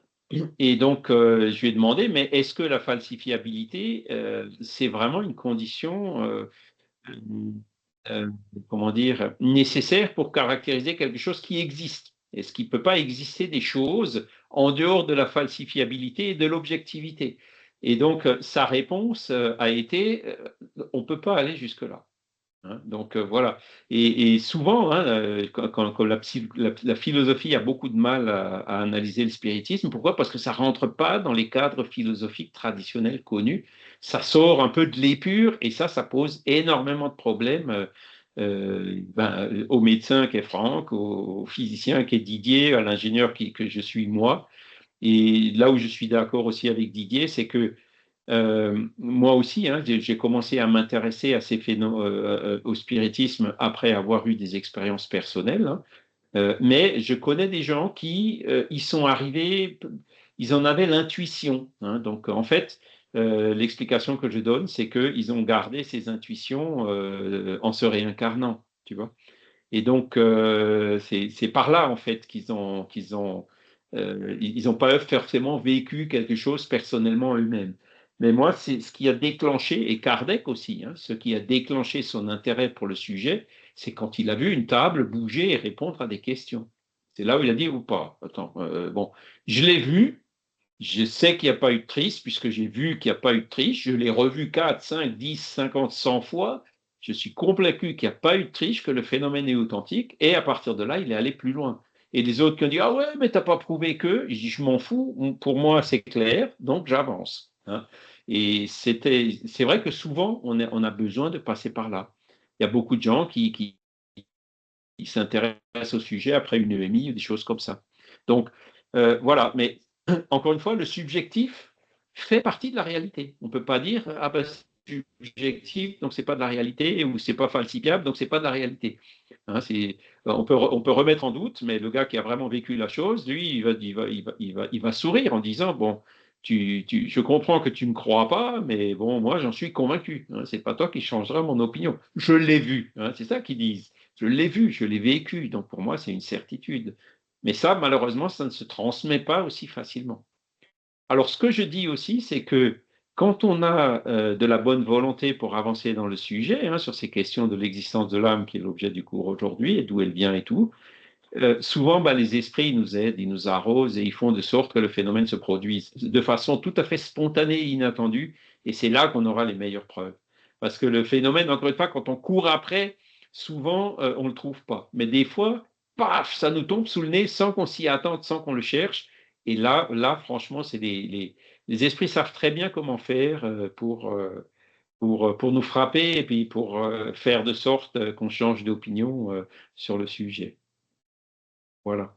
Alors, je ne vois plus Franck, je ne sais pas ce qui s'est passé. Ah non, il a marqué, je dois vous quitter. Voilà. Il a dû partir, ouais.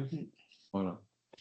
Ok, écoutez, moi je vous propose aussi qu'on arrête là pour aujourd'hui. C'est très intéressant. Alors c'est marrant parce que je vais peut-être aussi participer à un ou deux cours du lundi en tant que spectateur pour voir comment ils s'y prennent. C'est vrai que le contenu du cours évolue et change beaucoup en fonction des participants, de l'interaction avec les participants. Hein.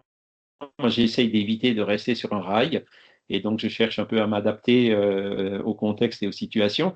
Mais moi, j'encourage toujours beaucoup les gens à dire n'écoutez pas que moi, écoutez aussi d'autres. Moi, j'ai une manière de voir et de dire les choses. Je peux me tromper sur certains sujets. Je peux, moi aussi, avoir des opinions un peu trop fermes sur un sujet ou l'autre.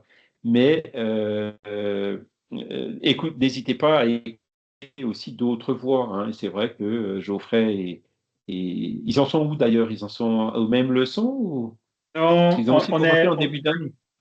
Non, on est 3-4 leçons en arrière. Mais moi, c'est super intéressant parce que j'ai eu les deux liens comme ça, donc je suis allé voir un peu les deux.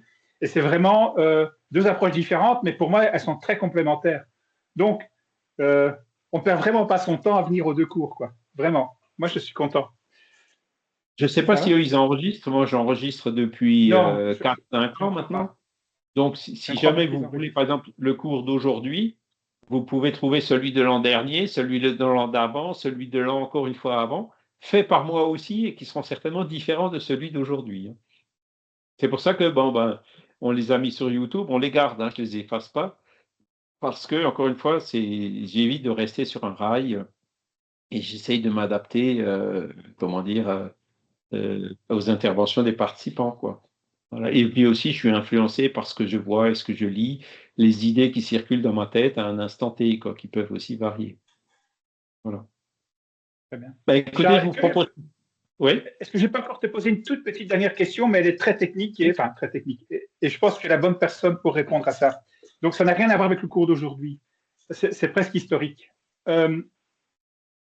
Kardec, ses premiers contacts, premier contact un peu développé. Il fait ça dans une famille, c'est la famille Boudin ou Boutin, quelque chose comme ça. Boudin. Et il y a des jeunes filles, voilà. Et il y a des jeunes filles qui sont là, qui sont les médiums. Est-ce que tu sais comment elles communiquent? Est-ce que c'est par écriture automatique? Est-ce que c'est parce qu'elles entendent? C'est quoi leur mode de médiumnité à ces jeunes filles? Oui, alors il en parle. Alors le premier contact, c'était pas chez la famille Baudin, c'était chez Madame de Pleine Maison. Hein. Donc il raconte cette histoire, comment il a commencé dans les œuvres posthumes. Donc les œuvres posthumes, tu regardes la deuxième partie où il parle de l'histoire du spiritisme. Et là, il explique la première fois qu'il en a entendu parler, la première fois qu'il est allé voir et comment ça s'est développé par après. Et donc ces deux médiums, les demoiselles Baudin, alors ce que Kardec écrit dans les œuvres posthumes, c'est juste, mais ce que d'autres biographes ont écrit, que c'était des gamines de 15 ans, c'est faux. En fait, elles avaient 21, 22 ans. Elles se sont effectivement mariées toutes les deux en août 1857, quelques mois après la sortie du Livre des Esprits. Et puis, elles sont parties avec leurs époux et constitué leur famille. Et donc, mais elles ont quand même participé jusque-là. Et leur médiumnité, c'était une médiumnité d'écriture mécanique. Et donc, elles avaient, par exemple, des caractéristiques que elles pouvaient écrire de façon complètement mécanique et tu pouvais parler, discuter avec elles pendant qu'elles écrivaient, d'un sujet complètement différent de ce qu'elles écrivaient. Et il y a même, alors il faudrait le confirmer, mais elles étaient capables de, avec une main, écrire une chose et avec une autre main, écrire quelque chose de différent simultanément. Voilà. Donc elles avaient, c'était donc des médiums qu'on appelle de psychographie mécanique, automatique, d'accord? C'était pas de la psychographie intuitive ou des choses comme ça. Voilà donc leur médiumnité. Après, il y a eu une autre médium qui a travaillé. Bon, il y avait Hermance Dufaux qui a écrit le livre Jeanne d'Arc par elle-même quand elle avait aussi 15 ans par là. Il y a eu Céline Jaffé, qui s'appelait Beckett, son vrai nom, et qui était, elle, somnambule, mais elle était aussi médium, et puis donc c'est elle qui a énormément travaillé avec Kardec pour la révision du livre des médiums. Après, quand il a commencé la Société parisienne d'études spirites, il y avait une dizaine, même plus, de médiums qui collaboraient avec cette société. Donc chacun avait des caractéristiques. Il y en a un qui voyait les esprits pratiquement en permanence, M. Adrien. Il y en a un autre, M. Morin, qui était somnambule. Voilà, il y avait plusieurs médiums qui avaient plusieurs caractéristiques différentes. Et donc tout le travail qui a été fait dans cette société a bénéficié de ces différentes sources et variétés de médiums. Voilà. Par somnambule, tu veux dire qu'il partait en transe? Somnambule, le somnambulisme, c'est l'esprit du somnambule qui part en transe, c'est-à-dire qui sort de son corps et qui perçoit, qui peut se déplacer et qui perçoit avec son esprit à lui. Donc, le somnambule n'a pas besoin d'un autre esprit tiers pour faire ce qu'il fait. Dans ce cas-là, on dit que c'est un somnambule. Mais parfois, on dit aussi de médium somnambule, c'est quand le somnambule, dans son état de transe, il y a d'autres esprits qui sont là et qui l'aident. Tu prends par exemple le cas de Edgar Cayce ou de Bruno Gröning, ils étaient médiums somnambules, c'est-à-dire que leur esprit sortait de leur corps, mais il y avait d'autres esprits qui les aidaient pour faire ce qu'ils ont fait, donc décrire des maladies, des processus thérapeutiques, etc. C'était des guérisseurs, quoi. Et donc, il y avait M. Morin, par exemple, et on a plusieurs communications de lui qui sont assez remarquables. Il arrive, par exemple, à remonter dans le temps. Pourquoi telle personne, alors ce n'était pas M. Morin, c'était une autre somnambule, parce que là aussi, il en a eu plusieurs. Il y a une personne qui a disparu. Donc, ils ont dit, bon, ben, il a été rapté, assassiné, parce qu'il y avait des questions d'argent, etc. Et donc, ils ont consulté une médium somnambule, enfin une somnambule. Elle a dit, bon, voilà, je reviens en arrière, je le vois sortir de sa maison, je le vois marcher dans telle rue, aller à tel endroit, se diriger vers tel endroit. Donc tout ça, c'était vrai, c'est ce qu'il savait. Je le vois aussi à un moment donné, quand il était au bord de la Seine, il avait une envie pressante, physiologique.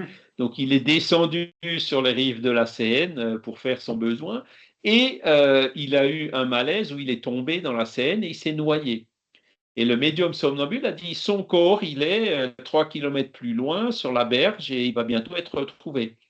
Et donc, effectivement, quelques jours plus tard, ils ont bien retrouvé le corps de cette personne qui était à cet endroit-là sur la scène avec le pantalon descendu ou la braguette ouverte qui correspondait à tout ce qu'elle avait décrit. Hein. Donc, le somnambule, il est capable de revenir en arrière et de voir ce qui s'est passé. Et M. Morin aussi, c'était le samedi ou le dimanche, Kardec lui a demandé, est-ce que tu peux retourner dans la réunion de vendredi, la réunion de la société, et me dire ce que tu vois, comment tu perçois les personnes qui sont là. Et il est revenu en disant, tiens, celui-là, il a pensé à ça, celui-là, il a pensé à ça, celui-là qui a refusé telle chose, il était dans tel état d'esprit, etc. Enfin, ils arrivent vraiment à avoir des choses assez remarquables. Hein. Donc ça, c'est une des caractéristiques du somnambulisme. Et le somnambule arrive aussi à parler avec des esprits qui sont là, et c'est dans ce cas-là qu'on parle de médiumnité. Voilà. Charles, Françoise, ouais. je pensais que le somnambule, c'était la nuit, en fait, qu'il sortait de... Oui, le somnambulisme naturel, c'est la nuit, quand on dort. Il y a là qui marche sur les toits avec les mains à l'horizon. Ouais. C'est l'image classique du somnambule naturel. Ça m'est d'ailleurs arrivé à moi déjà, ça. Quand j'étais jeune, je me baladais et puis des fois, je me trompais. Enfin, en colonie de vacances, quand on dormait en dortoir, je me trompais, je rentrais dans le mauvais lit, quoi. Hein, dans le lit de mon voisin.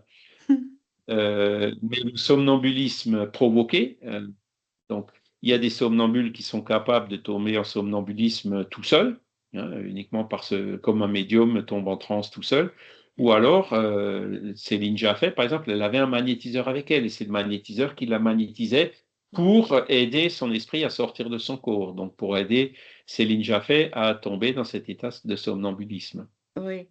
Donc le somnambulisme naturel est provoqué. Et ça se fait à l'état de veille, quoi. C'est-à-dire que l'avantage du somnambulisme provoqué, c'est que l'esprit, il est en dehors de son corps, mais il arrive à parler, à utiliser la voix de son corps pour décrire ce qu'il voit, ce qu'il perçoit. Tu vois? Et quand le somnambulisme revient dans son corps, une des caractéristiques du somnambulisme, c'est qu'il ne se rappelle plus de ce qu'il a vu. Dans le rêve, des fois, on se rappelle des rêves, alors que le somnambulisme ne se rappelle pratiquement jamais de ce qu'il a vu, et de ce qu'il a dit et de ce qu'il a fait. Donc, comment il sait qu'il a été somnambule? C'est des gens qui étaient là et qui l'ont observé et qui ont regardé, quoi. Qui ont écouté ce qu'il a dit pendant qu'il était somnambule. Mais lui, quand il revient, c'est comme s'il n'était pas là, qu'il dormait, qu'il a eu un... Voilà. Mais il n'a pas du tout conscience d'être allé quelque part, d'avoir vu des choses. Il ne se rappelle absolument plus de ce qu'il a dit. Moi, je suis en train de lire un livre, là, mais j'en avais déjà parlé, je crois, mais il est un peu dur à lire. Ce livre a été écrit par Mario Beauregard, Jean-Jacques Charbonnier, Manuel Ransford, qui est physicien épistémologiste, le docteur Georges Petit et Jocelyn Morisson. Et c'est la science et les phénomènes de l'au-delà, et ça reprend un peu ce qui a été dit là. Et on parle aussi des moulages de mains ectoplasmiques, quoi. Ces moulages qui existent toujours à Limy. Alors, j'y étais en octobre. Hein, donc, les moulages, je les avais déjà vus il y a quelques années. Aussi, de temps en temps, ils les prêtent pour des expositions ici ou là. Et alors, ils ont essayé, justement, le physicien dont je parlais à Didier, là, ils ont fait des expériences en disant, ils ont pris de la paraffine avec des mains plongées dedans, qui font un gant. Et même en croisant les doigts et tout, ils ont réussi à démouler la main du gant, quoi. Hein, donc ça remet un peu en cause le fait que c'était vraiment des matérialisations. Enfin, disons, ça ouvre de nouveau la possibilité que ça ait pu être une fraude, quoi. Hein. Ils ont matérialisé des mains d'enfants aussi, donc... Oui, voilà. Après, il y a des mains avec des rides et des traces d'adultes qui ont des tailles d'enfants, des choses comme ça. Enfin bon, voilà, il y a plusieurs autres phénomènes qui tendent à prouver l'authenticité du phénomène, mais c'est pas si simple. C'est toujours comme toujours, c'est pas si simple. Quand on essaye d'objectiver les choses, on se heurte à pas mal de difficultés et de barrières. On parle aussi de Madame Piper Éléonore. Elle a été connue aussi. Éléonore Piper, voilà, c'en est une autre. Ouais. Et il y a le docteur, comment il s'appelle déjà lui? Un docteur brésilien là qui raconte les expériences qui ont été faites dans le groupe Spirit à côté de Rio de Janeiro où il travaillait. Donc, il avait un ami cardiologue, hein, il était médecin aussi, Paulo César Fructuoso, voilà. Et il a donné 2 ou 3 conférences que vous trouverez sur notre chaîne YouTube. Et donc, il avait un ami médecin qui était matérialiste et qui était cardiologue, qui savait très bien qu'il avait un problème au niveau des valves cardiaques, et donc qui était venu par curiosité pour voir et qui a été soumis à un traitement. Et donc, c'était un médium à ectoplasme, en utilisant l'ectoplasme à des fins curatives. Dans cette séance, ils avaient réussi à lui corriger ses valves. Donc, il avait bien les radios, les imageries avant et les imageries après. Donc, il était profondément. C'était une évidence que pendant cette séance-là, il s'est passé quelque chose qui lui a corrigé son problème. Mais il est quand même resté sceptique. Et il a fini par mourir quand même d'une crise cardiaque, quoi. Donc, il raconte ce genre d'histoire. C'est là où on voit comment l'ectoplasme peut aussi être utilisé à des fins thérapeutiques. Et à mon avis, c'est par là qu'il faut reprendre. Parce que, Didier, pourquoi ça ne se produit plus aujourd'hui? C'est parce que, voilà, faire des shows d'ectoplasmie, non. Par contre, utiliser l'ectoplasmie à des fins thérapeutiques, là, les esprits collaboreront et il faut que les scientifiques viennent en parallèle, discrètement observer, mettre leur caméra infrarouge et tout ce qu'il faut pour essayer au maximum d'objectiver le phénomène et de mieux comprendre ce qui se passe, hein, de mesurer la masse, enfin, le poids du médium et mesurer peut-être un peu autre chose. Parce que cette histoire de poids, ils ont essayé de peser l'esprit matérialisé et l'esprit du médium, mais ça ne collait pas. Hein, la somme des deux, on ne s'y retrouvait pas parce qu'effectivement, il doit y avoir des phénomènes de lévitation au milieu ou alors une partie de l'ectoplasme qui manque. Voilà. Je ne sais plus d'ailleurs s'ils avaient un défaut de masse ou s'il y avait trop de masse, je ne me souviens plus. Mais ce genre d'expérience a été tenté. Voilà. Et comme le dit Franck, il faut toujours être ouvert. Donc aujourd'hui, tout indique que c'est bien une partie du corps du médium qui s'extériorise, mais il peut y avoir d'autres explications. Donc il faut continuer les recherches. Il y a toujours d'autres explications à tout, en fait. C'est ça. Et en tant que spirit, il faut qu'on reste ouvert à toutes ces explications possibles. Et même Gabriel Delanne, hein, qui lui allait jusqu'à dire il faut épuiser toutes les explications matérielles avant d'admettre une explication spirituelle. Oui, parce que moi, je crois à l'effet de l'esprit aussi sur une certaine forme de guérison, parce que moi, je me rappelle avoir fait l'expérience des nodules que j'avais, bon, je ne sais pas si je les ai attrapés à cause d'un choc, mais quand quelques années plus tard, je ne vais pas vous décrire mon histoire, mais euh, cette personne est revenue, allez, on va dire comme ça, c'est une enfant.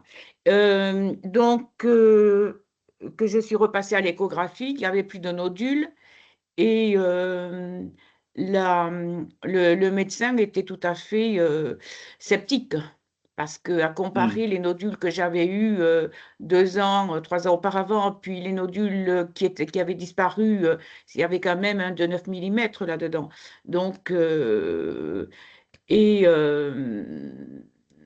c'était disparu quand donc on n'a jamais compris pourquoi. Est-ce que ça disparaît tout seul? Maintenant, j'en ai encore. Hein. C'est revenu après encore autre chose.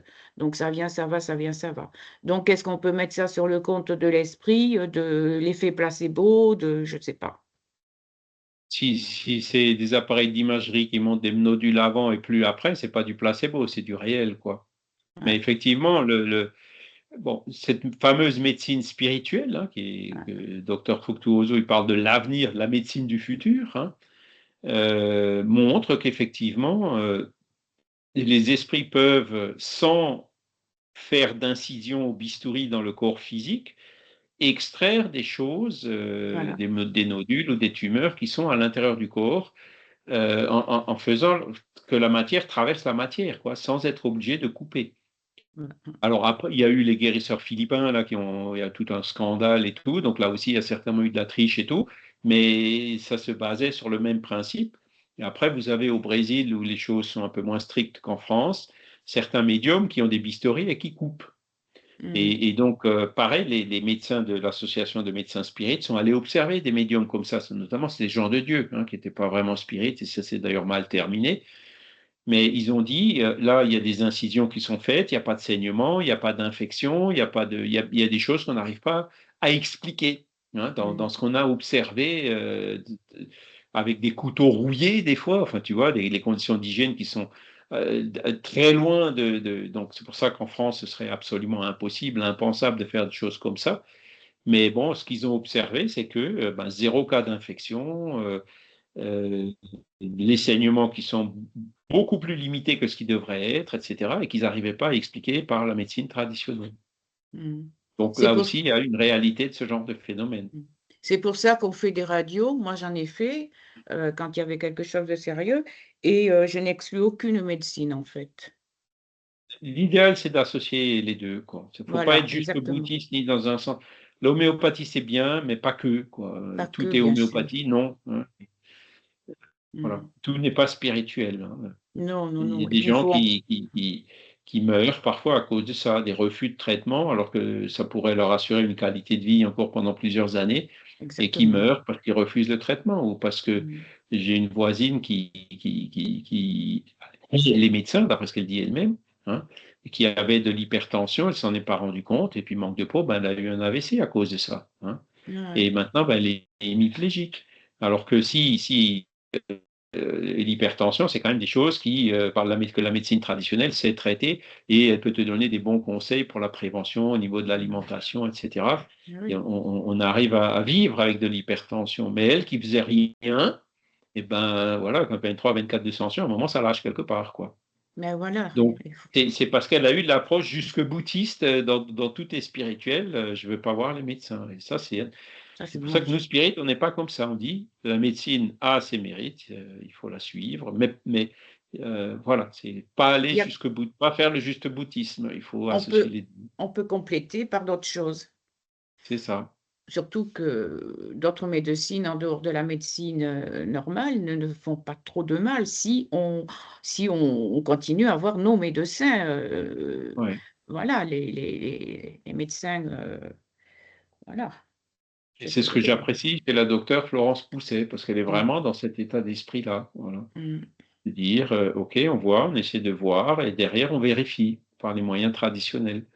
Et donc, si elle arrive à établir une bonne corrélation, eh tu sais, les examens, les check-up ou des choses comme ça, si en mettant le doigt dans un appareil et tirer quelques photos, et puis un ordinateur qui te donne le résultat au bout de quelques secondes, c'est quand même moins cher que de passer un IRM ou un scanner, on t'injecte un produit avec de l'iode, il ne faut pas être si. C'est quand même, hein, on te met dans un tube, c'est quand même beaucoup plus lourd, hein, que juste un appareil qui prend une photo du bout des doigts. Tu vois. Si ça marche, ce serait bête de ne pas l'utiliser. Mon médecin, elle est biélorusse, et elle a ramené de Biélorussie. Ça fait 3 ans qu'elle est toute seule sans médecin attitré à côté. Donc, elle a quelques années de médecine derrière elle. Elle n'est pas contre tout ça. Elle n'est pas contre tout ça parce qu'elle m'a aussi conseillé autre chose qui n'était pas des radios. Donc, je trouve que ça, c'est très bien. Cette ouverture. Ouais. Elle a une ouverture d'esprit là-dessus. Et ma cardiologue, c'est pareil. Ma cardiologue, elle est italienne, c'est la même chose. Et voilà, elle est aussi pour tout ça, quoi. Et ça ne m'étonnerait pas que je la retrouve, elle, dans un des cours un jour. Mais elle ira toute seule, c'est pas moi qui vais lui en parler. Mais elle nous amène, franchement, je me dis, mais elle a suivi des cours spirites, elle a lu des livres spirites, parce que franchement, quand on parle, enfin, quand je la vois une fois par an, voilà, ça me donne à penser que dans le fond de son cœur, elle est spiritualiste, quoi. C'est ça. Et là où je suis d'accord avec Franck, par contre, c'est que dans ce domaine-là, c'est vrai qu'on trouve parfois du grand n'importe quoi, hein, des véritables charlatans. Donc, qu'on ait des moyens de valider et de faire un peu le ménage dans toutes ces pratiques alternatives, moi, je considère ça comme une approche positive. Voilà, mais bon, il est presque 10 heures, on va s'arrêter là, si vous le voulez bien. La semaine prochaine, on va donc voir le 3e module de l'âme. Donc, on a vu l'épreuve de l'existence et de la survie de l'esprit. On a vu l'origine et la nature de l'esprit et le Père Esprit aujourd'hui. Et la semaine prochaine, on va voir la progression des esprits, c'est-à-dire la loi d'évolution. On en a un peu parlé aujourd'hui, mais on rentrera un peu plus dans le détail. Sinon, voilà, merci aux esprits qui étaient là. Merci à vous tous pour votre participation. Et que tout ça, ça puisse nous aider à alimenter notre réflexion pour aller justement à cet essentiel qu'on verra la semaine prochaine, qui est la progression des esprits, devenir chaque jour un peu meilleur que la veille. Bon, voilà. Bon Merci à tous. dimanche. Je vous souhaite un excellent dimanche. Je vous Merci. dis à bientôt. Bon Merci dimanche beaucoup à à tous. tout le Merci monde. à toi, Charles. Bon Au dimanche. revoir. À dimanche Au revoir. prochain. Merci, Charles. À dimanche. Ouais.